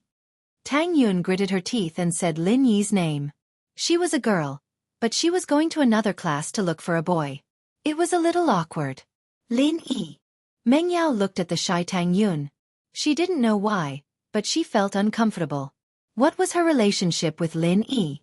How did Lin Yi hook up with the common school beauty, Tang Yun, after only coming to school for a few days? Ling Shan, the tall girl from the business district, wasn't that enough? Why did he add another Tang Yun? In fact, Meng Yao misunderstood. Tang Yun's shyness wasn't the kind of shyness she was imagining. It was more like anger. Tang Yun quickly nodded when she heard Meng Yao's question. I don't know him. Meng Yao didn't know what was wrong with her. She ignored Tang Yun after saying that, turning around and walking away. Ah? Tang Yun looked at Meng Yao, confused. What was going on? Wasn't she fine just now? Why was she angry all of a sudden? Yushu shrugged at Tang Yun and made a helpless expression. She quickly caught up to Meng Yao. Yao Yao, what's wrong? Are you jealous? Jealous? I'm not. Meng Yao curled her lips. Jealous? How could she be jealous? What a joke, haha. But, she did feel bad. It was like someone else was coveting something that belonged to her. Hee hee, Yao Yao, are you starting to like Shield Bro? Yushu whispered. I'm not. Meng Yao said firmly. Just a little bit? Did you? Yushu continued. No Shu, why are you so nosy? Meng Yao panicked. I'm going to ignore you if you keep talking. Chapter 142. I came here for nothing again. Tang Yin stood in front of class 5, dumbfounded. She didn't know why Meng Yao's personality had changed so abruptly. Could it be that she'd been harassed by the villain before, and that was why she'd turned around and left the moment she heard his name? But, the bad guy sure had some guts, even daring to take liberties with Meng Yao. She'd never heard of anyone harassing Meng Yao before. Half of the time had passed, and class was about to start. Tang Yun had no choice but to go back to her classroom and prepare for the next class. The three school beauties standing together had already attracted a lot of attention, and Tang Yun didn't want to stand there and be suspected, so she quickly went back to her classroom. Meng Yao and Yushu went to the end of the corridor to enjoy the scenery before the bell rang. The two turned around and saw that Tang Yin wasn't there anymore. Yao Yao sis, Tang Yin left.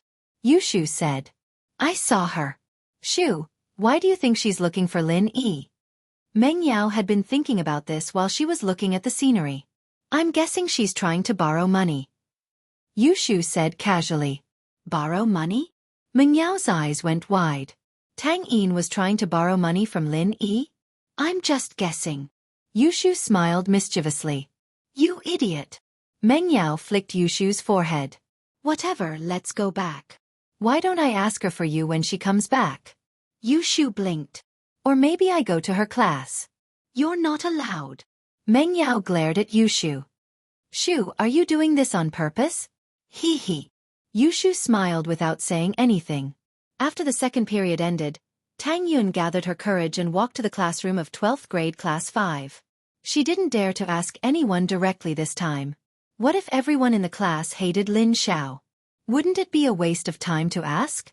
And so, Tang Yin stood in front of class 5's classroom and peeked inside. She realized that she'd attracted a lot of attention, and shyly shrunk her body back into the classroom. Tang Yin's appearance after the first period had already attracted a lot of attention. There were already 2 beauties in the class, but Tang Yin was a commoner beauty, and the boys paid more attention to her. After all, she was more approachable. At the time, everyone was guessing her intentions. After the second class, Tang Yun came again. It was strange. Yushu raised her head just in time to see Tang Yun retracting her body. She found it strange. Was she here for Lin Yi again? Yushu glanced at Meng Yao, who was engrossed in her book, before tiptoeing out of the classroom. Hey! Yushu walked up to Tang Yun and waved her hand in front of Tang Yun's eyes when she saw Tang Yun lowering her head in fear. Ah! Tang Yun jumped and looked up to see Yushu. WH! What are you doing? Tang Yun, right? I'm Yushu. Yushu introduced herself, even though Tang Yun already knew her name. You're here for Lin Yi again, right? I. Tang Yin didn't know why Yushu was asking this, and she didn't know if she hated Lin Yi or not, but she nodded anyway. Yeah. Oh, Lin Yi isn't here. He didn't come this morning, Yushu said. What do you want? I'll pass on the message. I'm the study commissary, and helping my classmates is my duty and responsibility. He didn't come? Tang Yun looked at Yushu surprised. Was Yushu lying to her? She'd even taken the same bus to school with him this morning, and he'd even taken advantage of her the whole way. Was it all just her imagination? He didn't come. Yushu nodded. You can take a look if you don't believe me.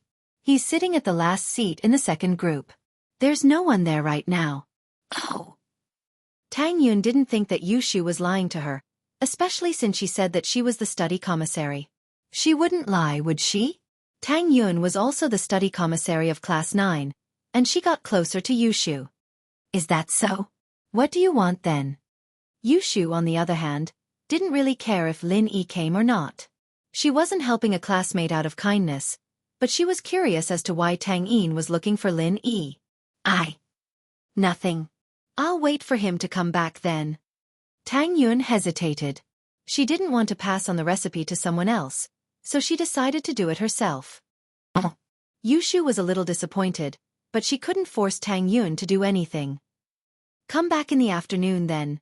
Yeah, thanks. Tang Yun turned back to class, disappointed.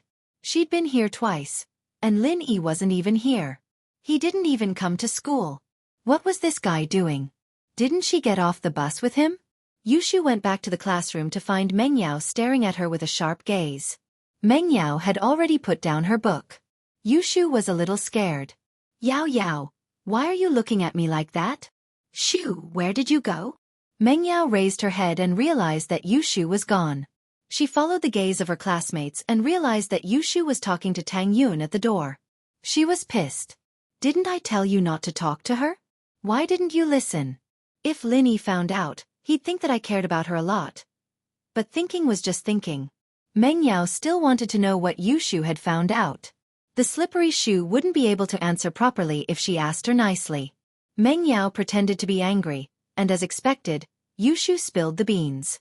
I just asked her why she was looking for Shield Bro. Yushu pouted.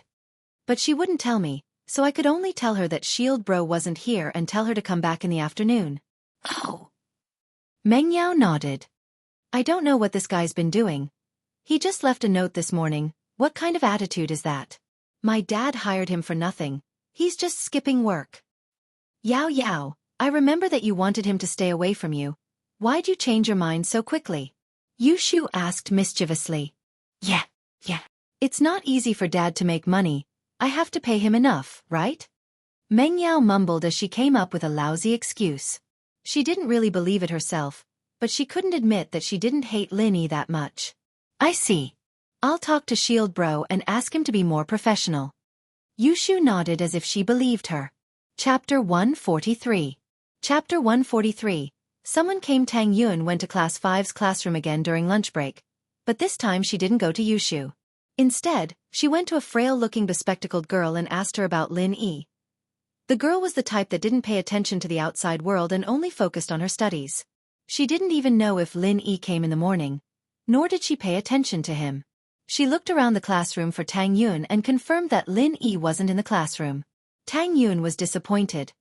Was this Lin Yi trying to trick her on purpose? He'd promised to get the formula with her mother today, but there wasn't even a shadow of him for the whole morning. What was the meaning of this? Lin Yi, on the other hand, walked into the classroom at 1:30 p.m. Yushu nudged Meng Yao. Yao Yao, Shield Bro's here. Oh. Meng Yao raised her head to look at Lin Yi, only to find him looking at her as well. She lowered her head, trying to figure out what was going on between Tang Yun and Lin Yi. Yao Yao, you don't look too happy? Yushu could tell that Meng Yao was a little down in the dumbfounded state. It's nothing. I'm just a little tired. Meng Yao said as she massaged her shoulders. Shu, what do you think Lin Yi's been doing all morning? I don't know. Maybe I can ask him for you? Yushu said. Meng Yao seemed to be treating Shield Bro differently now, wasn't she? Is that so? Then, go ahead and ask. Meng Yao hesitated for a moment before agreeing to Yushu's suggestion. Oh. Should I ask Tang Yun why she's looking for him? Yushu said as she took out her phone. Lin Yi didn't have hands before, so Yushu could only send him a note. Now that Lin Yi had a phone, he didn't need to use such a primitive method anymore. About that. Meng Yao was about to ask why he was asking about that, but for some reason she closed her mouth. Whatever you want. Heh. Yushu started typing a message on her phone before selecting Lin Yi's number and pressing send. There's a girl in the village called Xiao Fong. She's beautiful and kind. A melodious ringtone sounded, but this song was a little too old. Class was about to start, and the classroom was quiet, so the ringtone seemed a little abrupt. Everyone immediately turned their heads in the direction of the ringtone. Lin Yi was a little awkward. He'd set his phone to the standard ringtone, afraid that Huaijun wouldn't pick up his call. He'd forgotten to turn it back to vibrate when he got back to school. He quickly took out his phone and pressed it. Fortunately, it was just a short message. Most of the people turned their heads away after a quick glance. Meng Yao smiled, knowing that it was Yushu's doing. Yushu, on the other hand, stuck her tongue out at Lin Yi. Who told you not to turn your phone to vibrate? Lin Yi looked at his phone and saw that it was a message from Yushu. Yao Yao asked me to ask you what you did this morning. Lin Yi shook his head with a smile. The miss was quite curious. Wasn't this Yushu? Wasn't she trying to sabotage Meng Yao? Lin Yi could tell what Meng Yao was thinking. As far as Lin Yi could see, the miss was the type of person who looked cool on the outside, but had a passionate heart.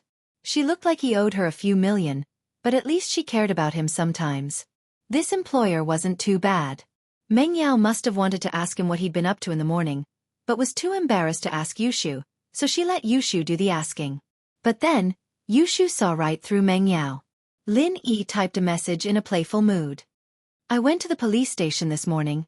It's about Xiao Hei. But the message wasn't to Yushu, but to Meng Yao. Yushu sent the message, and Lin Yi received it. Meng Yao stared at Yushu's phone, her eyes glued to it. Yushu's phone didn't ring at all, but her own phone vibrated. Meng Yao took out her phone curiously and saw that it was a message. She thought that it was some kind of spam, a scammer, but her face darkened the moment she opened it. It was from Lin Yi. Moreover, he was actually telling her about his whereabouts. Was Lin Yi that obedient to report his whereabouts to her? Meng Yao, of course, didn't believe that Lin Yi was that kind of person, so there could only be one conclusion. Yushu had done something to her message. Otherwise, why would Lin Yi reply to her instead of Yushu? Shh. Meng Yao put the phone in front of Yushu. What's going on? I don't know. Yushu blinked innocently, looking like a little girl who didn't know anything. Let me see your phone. Meng Yao didn't ask Yushu anymore. She'd played with Yushu since they were kids, and she knew what kind of person Yushu was. My phone. What's there to see? Yushu pretended like she didn't understand. Didn't we buy it together? Did you forget? The two of us went shopping once, and there was an activity in a mobile business hall. The poster was Fishman Tooth's very pure, very ambiguous prequel. The two of us felt that it was quite fun, so we went in. Then, we participated in a free mobile phone activity. Shoo! Meng Yao glared at Lin Yi angrily. Don't change the subject. Give me your phone. Oh! Yushu was actually quite afraid of Meng Yao. Yushu didn't dare mess around anymore when Meng Yao was angry. She handed the phone over obediently. Meng Yao snatched it over and found the message Yushu had just sent. She was pissed. Shoo, why did you send it to me? Didn't you tell me to ask? Yushu said innocently. You. Meng Yao didn't know what to say. She was the one who told her to ask, but who asked like that? Wait, didn't she say, do whatever you want? Shoo, when did I tell you to ask that? I said do whatever you want. Meng Yao said angrily. Aren't you using a chicken feather as a token of authority? Oh, then I'll text Shield Bro back and explain it to him. I'll say it's my own decision, and it has nothing to do with you. Yushu said. Chapter 144. Stalking the spy. Lin Yi looked at Meng Yao's text. Lin Yi wasn't surprised when she said, don't report to me wherever you go. It was Meng Yao's style, after all. It wasn't unusual at all. But the last sentence, but be careful of flirting with other girls, they're already knocking on your door, was a little strange. What did she mean by be careful of flirting with other girls? What, they're already knocking on my door? Who am I messing with? Who's knocking on my door? Lin Yi was a little puzzled. Who's knocking on my door? Meng Yao frowned at Lin Yi's text. Was this guy playing dumb, or did he really not know? School Beauty Tang was looking for him for something this big. How could it be possible if they didn't make an appointment beforehand? But that was just Meng Yao's speculations. Looking at it from another angle, there was no way Lin Yi wouldn't tell Tang Yun that he wouldn't be at school in the morning if they did make an appointment beforehand. It really didn't seem like an appointment beforehand. Meng Yao couldn't say much about it, and could only reply, Tang Yun. She's been looking for you a couple of times. Do you know that she's looking for you? Who's little Hey? Meng Yao only remembered to ask Lin Yi who this little Hey was after she calmed down. Why did it sound like a dog's name? Tang Yun? Lin Yi paused. Tang Yun was looking for him? Judging from how angry she was this morning, it didn't seem like she was going to talk to him anymore. Why would she be looking for him now? Lin Yi frowned, not understanding why Tang Yun was looking for him. He replied to Meng Yao. Little Hey, it's Hey Bao. What's Tang Yun looking for me for? Meng Yao couldn't help but chuckle at Lin Yi's text. Hey Bao. Hey Bao? Meng Yao had heard of Black Panther's reputation before, as well. Pin Liang had been bragging about how powerful he was in the sky, how he was the boss of the underworld, how he could take on 10 people all by himself, and yet someone as powerful as that had been kicked to the ground by Lin Yi. Meng Yao smiled faintly, but then Lin Yi asked, what did Tang Yun come here for? Meng Yao was a little annoyed. Didn't he know? How would I know? You're the one who made this mess. Deal with it yourself. Meng Yao replied, putting her phone back in her desk and getting ready for class. Yao Yao, what did Shield Bro say? Yushu asked after Meng Yao put the phone down. You were looking sideways just now, you think I don't know? Meng Yao was a little speechless at Yushu's question. Heh. Yushu said, a little embarrassed. I thought you'd be able to figure it out. Do you think I'm a fraud or an immortal? Meng Yao humphed. Plus, why would I need to analyze him? Yushu saw that Meng Yao's tone wasn't friendly, so she kept quiet and got ready for class. After class, Lin Yi walked out of the classroom and headed to Tang Yun's class. Tang Yun didn't have a phone, so he couldn't call or text her. He could only go look for her. Looking at Lin Yi's back, Meng Yao knew that he was going to look for Tang Yun, but she wasn't too happy about it. Yao Yao, do you want me to follow him? Yushu was starting to use her dirty tricks again. Come on. Meng Yao's eyes went black, a few black lines appearing on her forehead. You're following me? You don't know how good he is, do you? You can follow him? If he finds out, he'll think that I sent you. Oh, then I'll follow him openly. I'll say I'm curious. Yushu said, not caring at all. Meng Yao was speechless. Then you go yourself. Don't tell him I asked you to. Oh, I'll go then. Don't worry, Yao Yao, I won't sell you out. Yushu said solemnly. That's more like it. HM? Meng Yao paused. She realized that Yushu had tricked her. What do you mean sell me out? You're the one who wants to go. What does it have to do with me? You stupid girl. With that, Meng Yao grabbed Yushu, wanting to teach her a lesson. Yushu giggled and ran away quickly. Meng Yao didn't manage to hit her. Lin Yi didn't even take 2 steps before he felt that someone was following him. It was a mysterious feeling. It could be called an aura or a sixth sense. The so-called sixth sense was a very wonderful feeling. When someone looked at you from behind, although there were no eyes behind you, if this person's eyes were not friendly, you would uncontrollably feel a chill, which could also be called the so-called murderous aura. Even if there wasn't any killing intent, being stared at would make you feel uncomfortable or uneasy. It was also a type of aura sensing. It was a very mysterious thing, an illusory thing, but many people would be able to sense it when they were being watched or peeped on. Lin Yi was one of them. Lin Yi didn't care. This person didn't have any killing intent towards him, which meant that he wasn't his enemy. Most importantly, the jade didn't give him any warning, so Lin Yi could ignore him for now. He arrived at the door of Class 9, and with the reflection of the glass on the open door, Lin Yi saw who it was. It was Yushu. Lin Yi smiled faintly. What a curious baby. But let her be. He took 2 more steps and arrived near Tang Yun's seat. He knocked on the window facing the corridor. The window was closed, and the curtains were drawn. He couldn't see if Tang Yun was there or not. Lin Yi was just testing. But he came here right after class, so Tang Yun shouldn't have left the classroom. Tang Yun heard someone knocking on the window next to her and opened the curtains. She looked outside and saw that it was Lin Yi. She panicked and subconsciously closed the curtains. But after closing the curtains, Tang Yun remembered that Lin Yi might have heard from his classmates that she went to look for him in the morning. She quickly opened the curtains and the window. You came? Tang Yun was a little annoyed that Lin Yi wasn't at school the whole morning. She wasted a couple of trips. I went to do something this morning. I left after we parted at the school gate. Lin Yi smiled. What were you doing? You don't need to explain to me. Lin Yi's words were a little ambiguous, and it made Tang Yun a little shy. Parting at the school gate. It sounded like they were going to school together. Tang Yun quickly waved her hand, trying to draw a line between them. Okay. I heard that you came to look for me this morning? What's up? Lin Yi didn't linger on this topic and asked about business.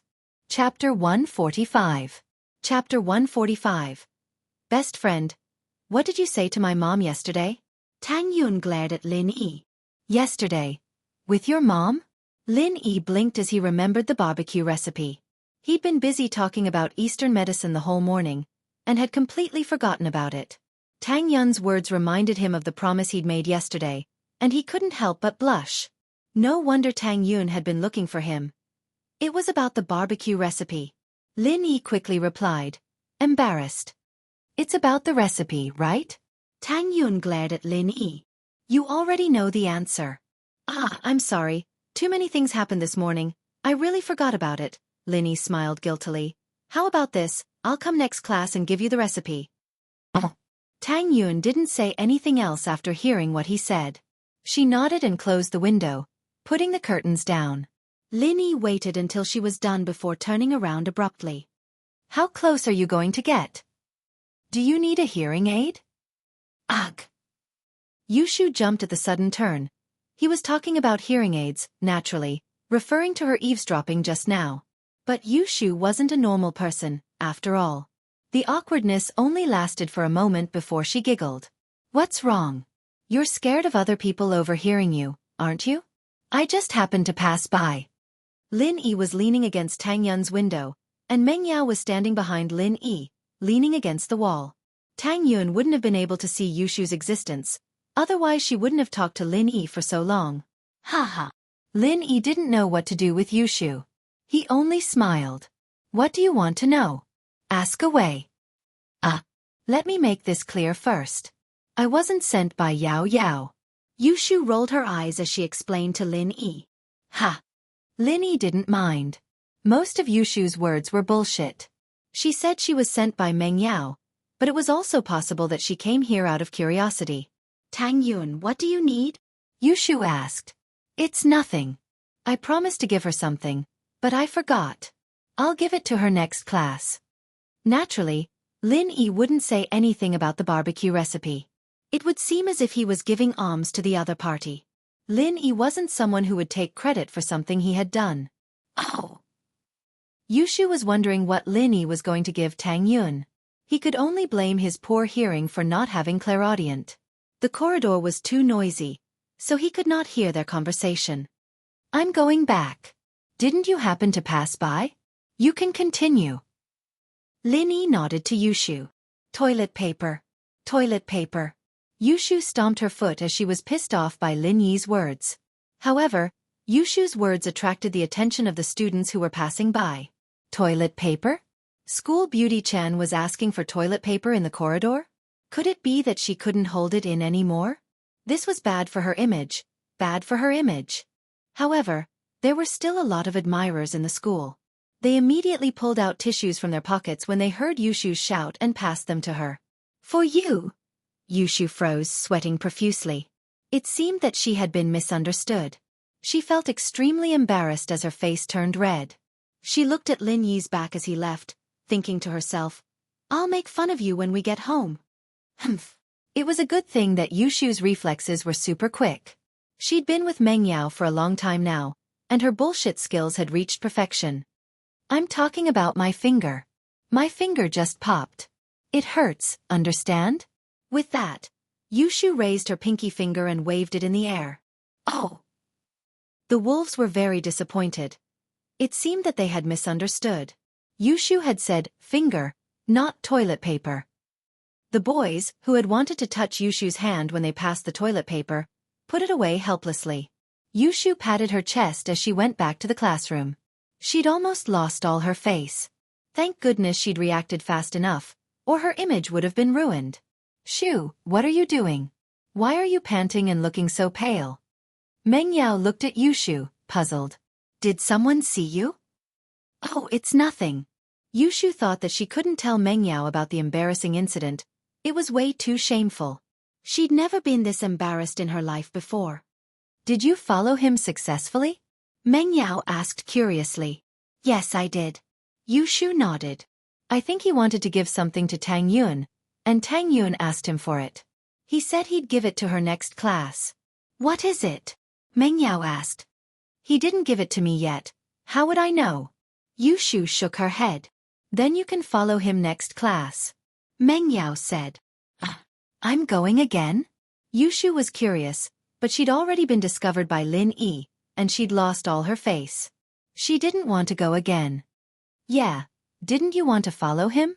Meng Yao asked curiously as she looked at Yushu's hesitation. I was almost discovered. You should go next time. Yushu stuttered. You didn't get discovered, did you? Meng Yao knew Yushu very well. She could guess it from her expression. Ugh. Yeah. Yushu nodded, admitting it. You. Meng Yao shook her head. I told you with his skills, there's no way he wouldn't notice. Now he's going to think that I sent you again. I can't. Yushu shook her head. After I got caught, I made it clear that it wasn't Yao Yao who sent me. Meng Yao wanted to beat this dumb girl to death. But then again, Lin Yi might not believe Yushu's words. Yao Yao, are you relieved now? Happy now? I didn't sell you out. Yushu said proudly.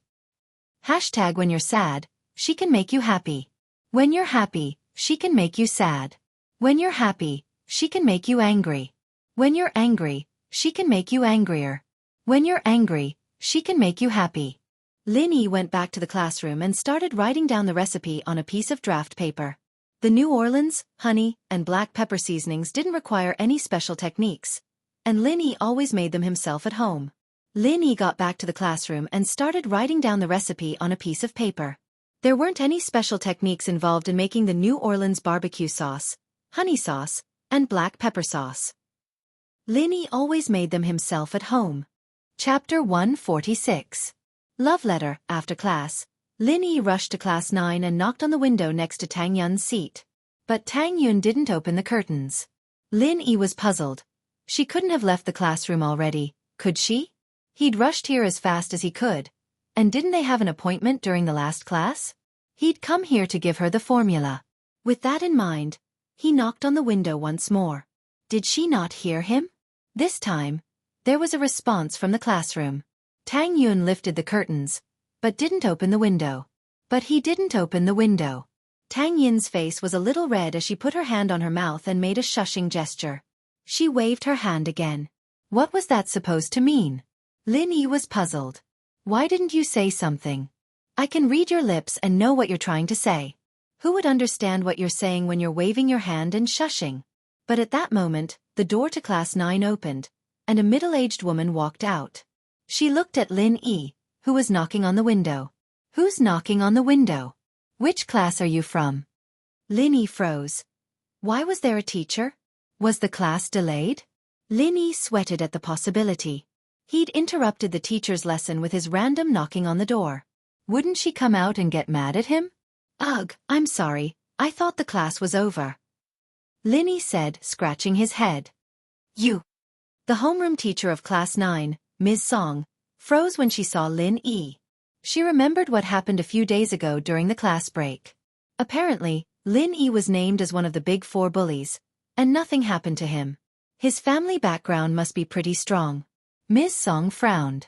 She didn't want to argue with a student like this. It was pointless, and he might not listen to her anyway. She decided not to say anything and asked directly, "Why are you knocking on the window?" "I'm looking for Tang Yun."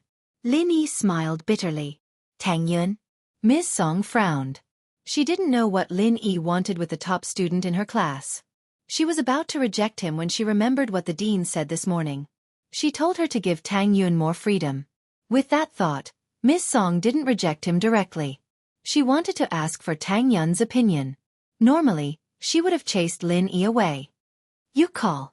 "My name is Lin Yi," Lin Yi said. "Then wait for a while." After Ms. Song finished, she turned around and walked into the classroom. "Tang Yun, There's a student looking for you outside. His name is Lin Yi. Do you want to meet him? Tang Yin was going crazy with anger. Why did you have to do it in front of the teacher? Of all the other times you could have come looking for me. He even knocked on the window. Aren't you trying to embarrass me? Even if you take the bus again tomorrow morning and I get harassed by you again, it's still better if you give it to me then. Tang Yun felt sad. Why was her life so unlucky after meeting Lin Yi? This young thug. If she didn't see him, what if Lin Yi kept knocking on the window?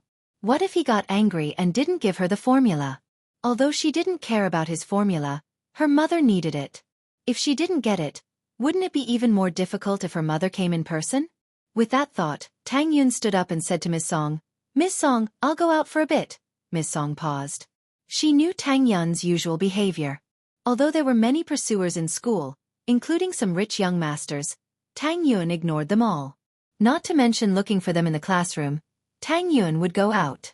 Even if she met them outside, Tang Yun would avoid them. But since Tang Yun decided to go out and meet Lin Yi, Miss Song couldn't say much. She nodded and followed Tang Yun to the classroom door. She looked at Tang Yun and Lin Yi from afar. She wanted to see what they were going to do. If Lin Yi started to pester Tang Yun, she could stop him. "Why did you come at this time?" Tang Yun pouted and looked at Lin Yi unhappily. "Our homeroom teacher's class hasn't ended yet. Didn't you see the hand signal I gave you? You shushed me and waved your hand.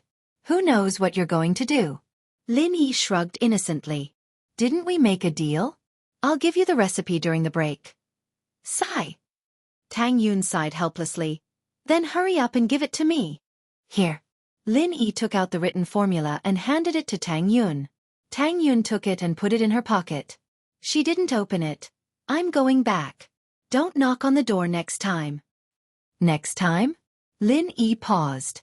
Only then did Tang Yun realize her mistake. Didn't she mean that Lin Yi would come and harass her again? She quickly changed her words. "There won't be a next time." With that, she was afraid that Lin Yi would be angry. She didn't dare to look at him and turned around to run back to the classroom. She almost bumped into Miss Song. "Ah, I'm sorry, Miss Song." Tang Yun blushed. "Go back. Be careful next time." Miss Song frowned. She didn't care about Tang Yun almost bumping into her. What she cared about was what Lin Yi gave Tang Yun. It looked like a folded piece of paper, and Tang Yun ran back with a red face as soon as she got it. Mr. Song took it for granted that Tang Yun's blushing face when she almost bumped into him as a shy blush. Could it be a love letter? Miss Song shook her head at the thought of this possibility. Was Tang Yun a fool? She never accepted love letters from boys before. What was wrong with her this time? Not only did she make an exception to see Lin Yi, but she also accepted his love letter. She even had a shy expression on her face. Could it be that there was something going on between them? Miss Song wasn't the only one who saw this scene. There were many other people, such as Tang Yun's classmates. There was more than one window in the hallway. A few people could open the curtains and see what was happening outside.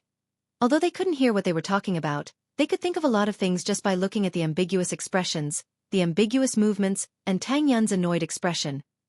Especially at the end, when Lin Yi took out a folded piece of paper and gave it to Tang Yun. Tang Yun put it in her pocket shyly and ran back with a red face. This scene was too awesome. Chapter 147. Chapter 147. News travels fast. Did you guys know? Lin Yi, one of the new Big Four, went to Tang Yun's class and gave her a note. I wonder what it was. Did you guys know? Lin Yi of the Big Four wrote a love letter to Tang Yun. Did you guys know? Lin Yi of the Big Four. Lin Yi is chasing after Tang Yun. Did you guys know? Lin Yi of the Big Four. Lin Yi is dating Tang Yun. Did you guys know?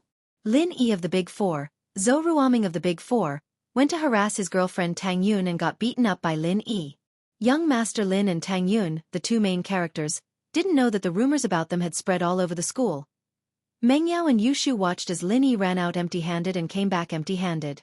They didn't know what he gave Tang Yun, but they didn't see him take anything out. Meng Yao wanted to ask, but was too embarrassed to do so. She could only let it go. Yushu, on the other hand, wasn't trustworthy enough. She'd be better off asking herself than asking. She'd be selling herself out in the blink of an eye. The last class ended, and it was the break before the main class. Tang Yun and a girl with glasses were walking hand in hand on the field. This was Tang Yun's best friend, Lu Xinwen, from the 30th grade. Their houses were very close, and they knew the pitiful Xiaofan as well. Lu Xinwen, on the other hand, wasn't very good-looking. Naturally, she wouldn't be the target of attention from gangsters or young masters. She didn't have much time on her hands, either. "Yin, you're not really with Lin Yi," Xinwen said in a hushed voice. "I'm not." Tang Yun wasn't expecting her best friend to say something like that. She blushed. "What are you talking about? How could I be with him?" "No way, right? Don't you know, Yun? The news has spread in our class that Lin Yi gave you a love letter today, and you shyly accepted it. You were so flustered that you almost knocked down our homeroom teacher. Teacher Song," Lu Xinwen said. Tang Yun didn't think that the barbecue recipe Lin Yi gave her would be seen by people with ulterior motives, and it would spread like this. Gossip was a fearful thing. "What, you really don't know?" Seeing Tang Yun's confused look, Lu Xinwen was also puzzled. Did Tang Yun really not know? "Wenwen, tell me what's going on." Tang Yin was starting to panic as she shook Xinwen's hand. "How come I didn't know anything? This afternoon, someone saw Lin Yi confessing his love to you, and you shyly accepted it and went back to class." Xinwen summarized the more believable version of the story for Tang Yin. "Wah!" Tang Yun's eyes widened. "He's giving me a love letter? Confessing his love to me?" "Yeah, that's what everyone said." Xinwen thought. "There's a more fantastical version that I haven't told you yet, and you'll know how powerful it is when I tell you." "Wenwen, you still don't believe me? Why would I fall in love so early?" Tang Yun didn't know whether to laugh or cry. "Hee, who knows? You're already 18, who knows if you're in love or not?" Xinwen laughed. "Plus, you're about to graduate from high school, and you're about to go to university. You might not be able to hold it in anymore, right? I'll hammer you to death." Tang Yun blushed at Xinwen's shyness. She raised her hand and punched Xinwen, but Xinwen laughed and dodged it. "Yun, tell me the truth.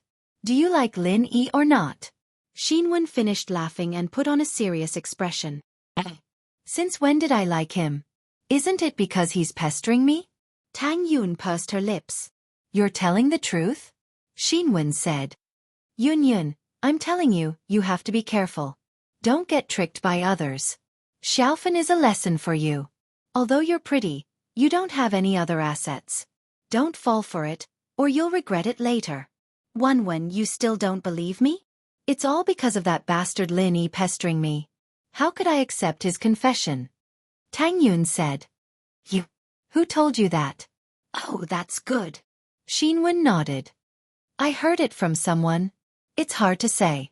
Everyone says that, but I don't know who started it. Anyway, it's getting more and more ridiculous. Everyone says that you and Lin Yi are together." "Ah." Tang Yun smiled bitterly and stomped her feet. She was a bit annoyed. "What should I do? Wenwen, what do you think I should do? Why don't I go talk to him? How can he do this?" "You might be afraid of him, but I'm not." Xinwen was famous for her toughness. Her mother was also a fierce woman. Xinwen had inherited her mother's good traditions since young. She followed her mother to the market to sell vegetables when she was 12, and she could scare away the gangsters who were collecting protection fees with a kitchen knife. "Forget it. You don't know, but he's really strong. He beat up Zhong Pingliang and Zhou Ruoming, and they didn't even dare say anything." "Don't go." Tang Yun didn't want anything to happen to Xinwen. This wasn't something that could be solved with just toughness. "Man." Xinwen had heard of Lin Yi's exploits before, but it wasn't just a matter of his background anymore. He was practically unbridled, beating up 2 of the Big Four just a few days after transferring, and getting away scot-free. Xinwen knew that she was no match for him. She wouldn't be able to do anything good if she went. She said angrily, "I think it's most likely Lin Yi." Tang Yun paused. She looked at Xinwen, confused. "You still don't understand? If he fails to pursue you, he will take the opportunity to hype up your relationship. By then, everyone will know that you are his girlfriend, and you can only accept your fate." Lu Xinwen speculated maliciously. "No way. He's not that kind of person, is he? Tang Yun frowned.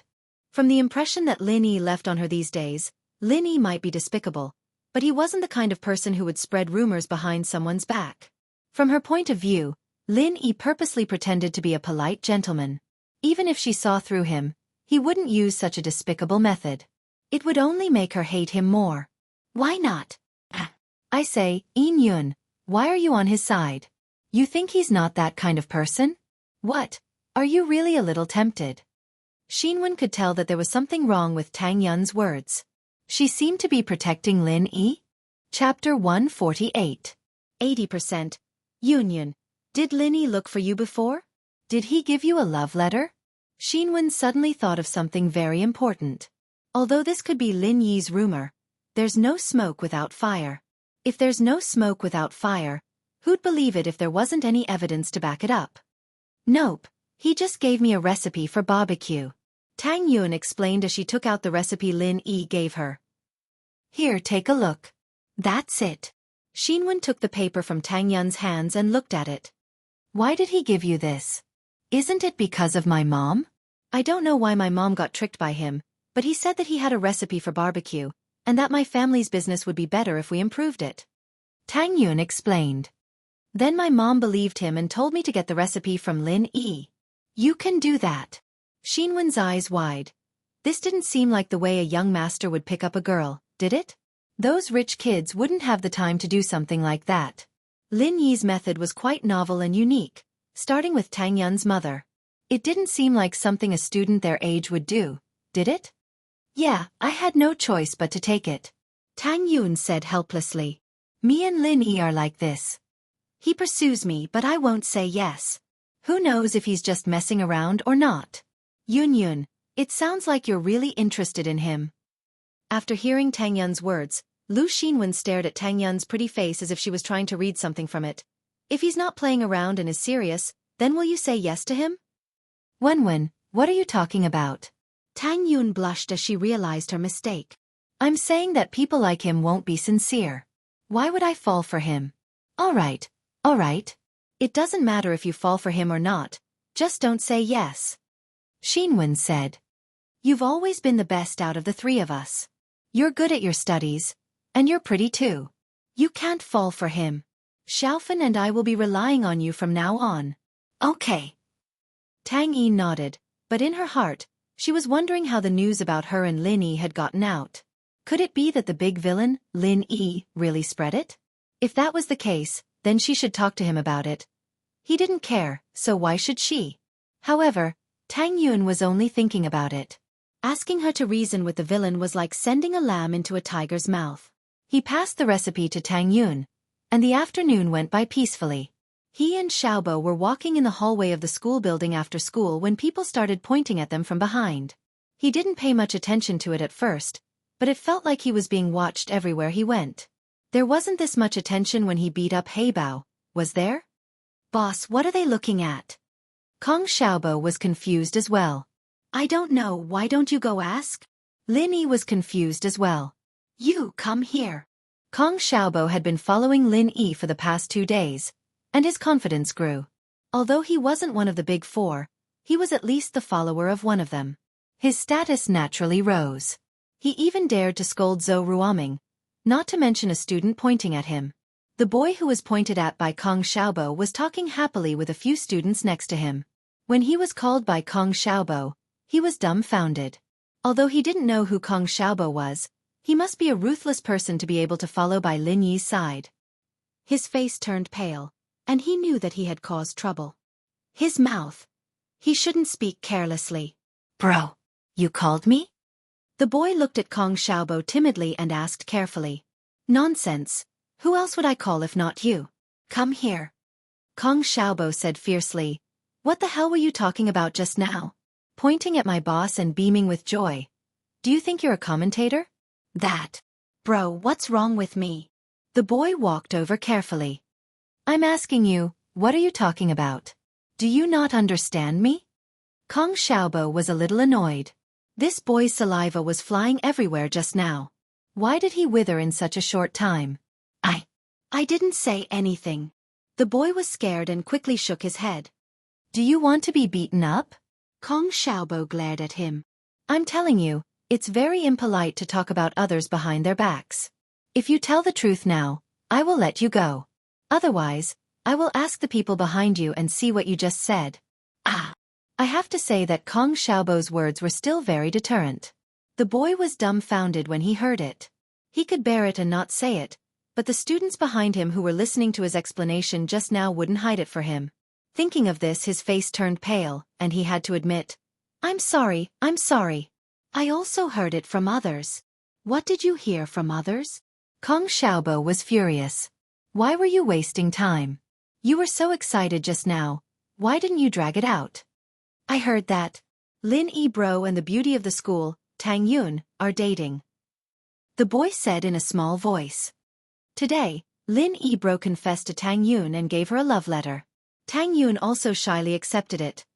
Lin Yi's eyes widened in shock. Damn! Who was the one who spread this? When did I give Tang Yun a love letter? Lin Yi's first reaction was, did these people have nothing better to do?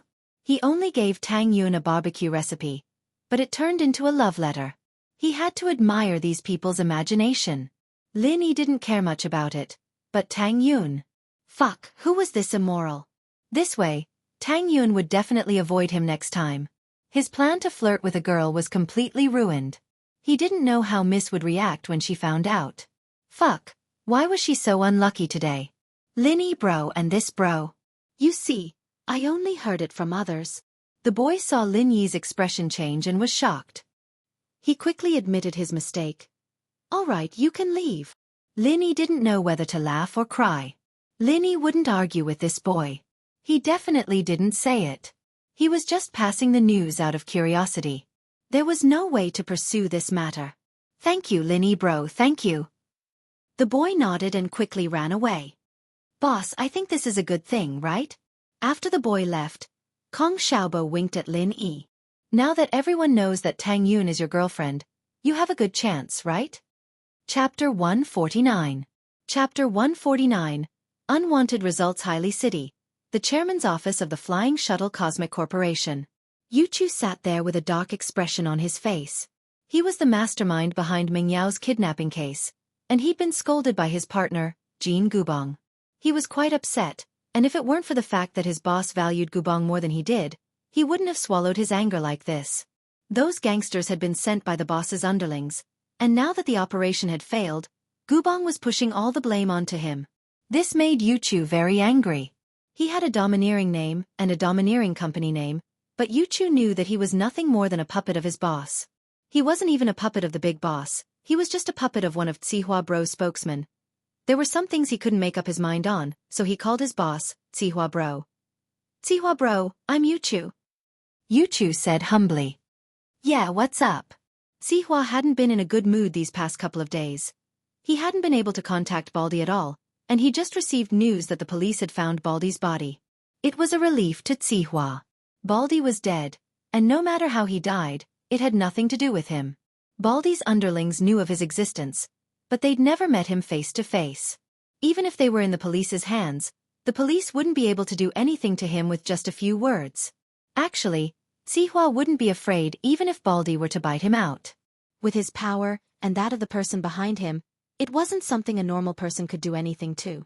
Zihua was troubled by the fact that he'd messed things up this time, and how hard it would be to explain things to the person behind him. He'd underestimated his enemies too much, sending a gangster like Baldi. Zihua Bro, that Jean Gubong, he's pushing all the blame on me, saying that my men aren't good enough. He's looking down on you, saying that your men aren't good enough. Yuchu said, adding oil to the fire. It wasn't his fault in the first place, but he was the one who'd been wronged. I understand. Zihua frowned. He wasn't expecting Yuchu to talk to him about stuff like this. Jean Gubong isn't one of the boss's men. It's just a business relationship. If he's complaining to you, then let him be. We're on the same side, and I understand your situation. I'll remember all the things you've done to me. Yes, Zihua Bro, I feel much better now that you've said it. Yuchu said, trying to convince the higher-ups that he had been wronged. By the way, have you investigated that side? Who's that bodyguard of Meng Yao? Zihua asked. We've already looked into this Jean Gubong, and from the looks of it, he's a worker Pingzhan hired from somewhere. He's assigned to Mengyao's school to be her bodyguard. Yuchu said. As for which security company he's working for, we don't know yet. Jean Gubong didn't manage to find out either. Then keep looking. Sihua said. The boss has been paying a lot of attention to this, and he's already sent a golden class peak master over. I underestimated him last time, but this time, peak of the golden class. Yuchu's heart skipped a beat. He had more or less heard about the division of strength on the boss's side. The strength of the peak of the golden class was no weaker than a special forces soldier, and he actually sent it to deal with a little bodyguard. Keep your mouth shut, don't say anything. Sihua reminded. Don't worry, Sihua bro, I won't. Yuchu promised. Lin Yi quickly got into Faubert's Bentley while no one was noticing. Mengyao's face had been blank the whole time, and Yushu was giggling beside her. Evidently, Mengyao had heard something about the love letter he'd given Tang Yin. Lin Yi shook his head. Mengyao was obviously pissed, but Faubert was there as well, so it wasn't a good time to get angry. The three of them didn't speak on the way back, and even Yushu, who'd always been talkative, shut her mouth. She didn't want to disturb Mengyao's mood anymore. Lin Yi was just about to return to his room when Mengyao stopped him abruptly. Lin Yi, stop right there. Lin Yi wanted to hide from the Mississippi. Who'd want to mess with her when she was in a fit of anger? But she caught him before he could do so. Lin Yi turned around to see Mengyao standing there with her hands on her waist, looking fierce. Miss Chu, what's the matter? Lin Yi laughed dryly. Lin Yi, you're really something, huh? You've only been at school for 2 days, and there's already a scandal? Is my dad paying you for you to fool around in school? Mengyao was really pissed. This Lin Yi was too much, wasn't he? Miss Chu, when your dad gave me my salary, he made it very clear that I'm supposed to take care of your studies and your life. Other things aren't part of my job scope. Am I right? Lin Yi felt like he'd been too soft all this while. Men needed to be hard in many situations to let the miss know how powerful they were. Mengyao was speechless from Lin Yi's retort. Indeed, Lin Yi was just an employee hired by her father. She didn't have the right to interfere with his private life, did she? He was looking for a girlfriend, so why was she getting so worked up? But Mengyao didn't feel good about it. Why? Even if you want a scandal, it should be between me and Shu, right? Why didn't you choose your own family, and instead go flirt with other girls? What's the meaning of this? Ignoring Mai and Shu's charms? Right, she must be angry because Lin Yi ignored her and Shu. Mengyao blamed her anger on Lin Yi ignoring her attractiveness. After all, what kind of woman would tolerate a man ignoring them? This kind of humiliation was worse than death. But Mengyao couldn't say it. What could she say? Could she tell Lin Yi that he was blind? There were 2 pretty girls in the house, and he went out to flirt? You. Just behave yourself. Don't tarnish Mai and Shu's reputation. We don't want people to think that our follower is that kind of person. Mengyao said angrily. Oh, don't worry, Miss Chu. I'll try my best to stay away from you in school. I won't let anyone know about our relationship, Lin Yi nodded. You. Lin Yi's words stunned Mengyao. She stared at Lin Yi blankly, speechless. Mengyao didn't expect her words to get such an answer from Lin Yi. Was this the answer she wanted? Chapter 150. Chapter 150. Not in a good mood, Mengyao felt like crying as she watched Lin Yi walk back to his room. She'd never been treated like this in her entire life. Lin Yi, you think you're so great? So what if I stay away from you? I don't care about you. Mengyao yelled at the top of her lungs as she watched Lin Yi walk away. From now on, I don't care about your business anymore. With that, Mengyao collapsed onto the sofa as if she'd lost all her energy. She couldn't hold it in anymore. She couldn't hold it in any longer, but she was afraid that Yushu would hear her. Yao Yao. What's wrong? Yushu stopped joking around after noticing Mengyao's strange behavior. She held Mengyao's hand up. Yao Yao. Don't cry. Who's crying? I'm not crying. Mengyao, naturally, wouldn't admit that she'd shed tears for some random guy. What did his good and bad have to do with her? He'd saved her, hadn't he? So what? Faubert had even saved her when she was young. But Lin Yi and Faubert. Meng Yao's heart warmed every time she thought back to that moment when Lin Yi stood up for her as a hostage. She'd always felt that she was a very lucky girl to have a man willing to die with her. But now... Yao Yao, I know you like Shield Bro. Maybe I can talk to him? Yushu could tell what Meng Yao was thinking now. She'd grown up with Meng Yao, and no one knew her better than she did. Meng Yao was probably falling for Lin Yi. The hero saving the damsel in distress scene was a bit of a cliché, but it was a classic that people loved to talk about. Yushu could tell that Meng Yao's attitude towards Lin Yi had changed ever since Lin Yi saved her. Meng Yao might not have noticed these details, but Yushu, as a bystander, could see the difference. Shu, what are you talking about? Who likes him? Meng Yao jumped up from the sofa, her voice hoarse. I don't like him. I've told you 10,000 times. I don't like him. Don't talk nonsense. Yushu hadn't seen Meng Yao react like that before. I'll stop. All right, Yao Yao, we don't like him, okay? Meng Yao hugged Yushu, feeling a bit wronged. Shu, you're the best, always by my side. Yeah, I'll always be with you. Yushu nodded as she patted Meng Yao's shoulder comfortingly. It wasn't that Lin Yi didn't hear Meng Yao's voice, but that he didn't know how to respond. Lin Yi's hand shook as he closed the door, sighing softly. Even though Lin Yi couldn't figure out what the Chu First Miss was thinking, judging from her behavior today, she seemed to be a little jealous. Could it be that the Chu First Miss had feelings for him? Lin Yi didn't know what was going on. He and Meng Yao had always been on opposite sides. Even if he saved her, it wasn't love at first sight, was it? What's more, even if it was love at first sight, Lin Yi wouldn't dare to have an affair with the miss. This was a taboo in the industry. Falling in love with the employer was like playing with fire. Lin Yi shook his head. He didn't dare to provoke the young miss when she went crazy today. At night, when Faubert came to deliver dinner, Lin Yi didn't even go out. Meng Yao and Yushu felt a little better after venting their frustrations for a while, and they forced themselves to cheer up when they saw Faubert walking over. Faubert was a little surprised that Lin Yi wasn't there. Miss Chu, is Mr. Lin not here? Probably dead.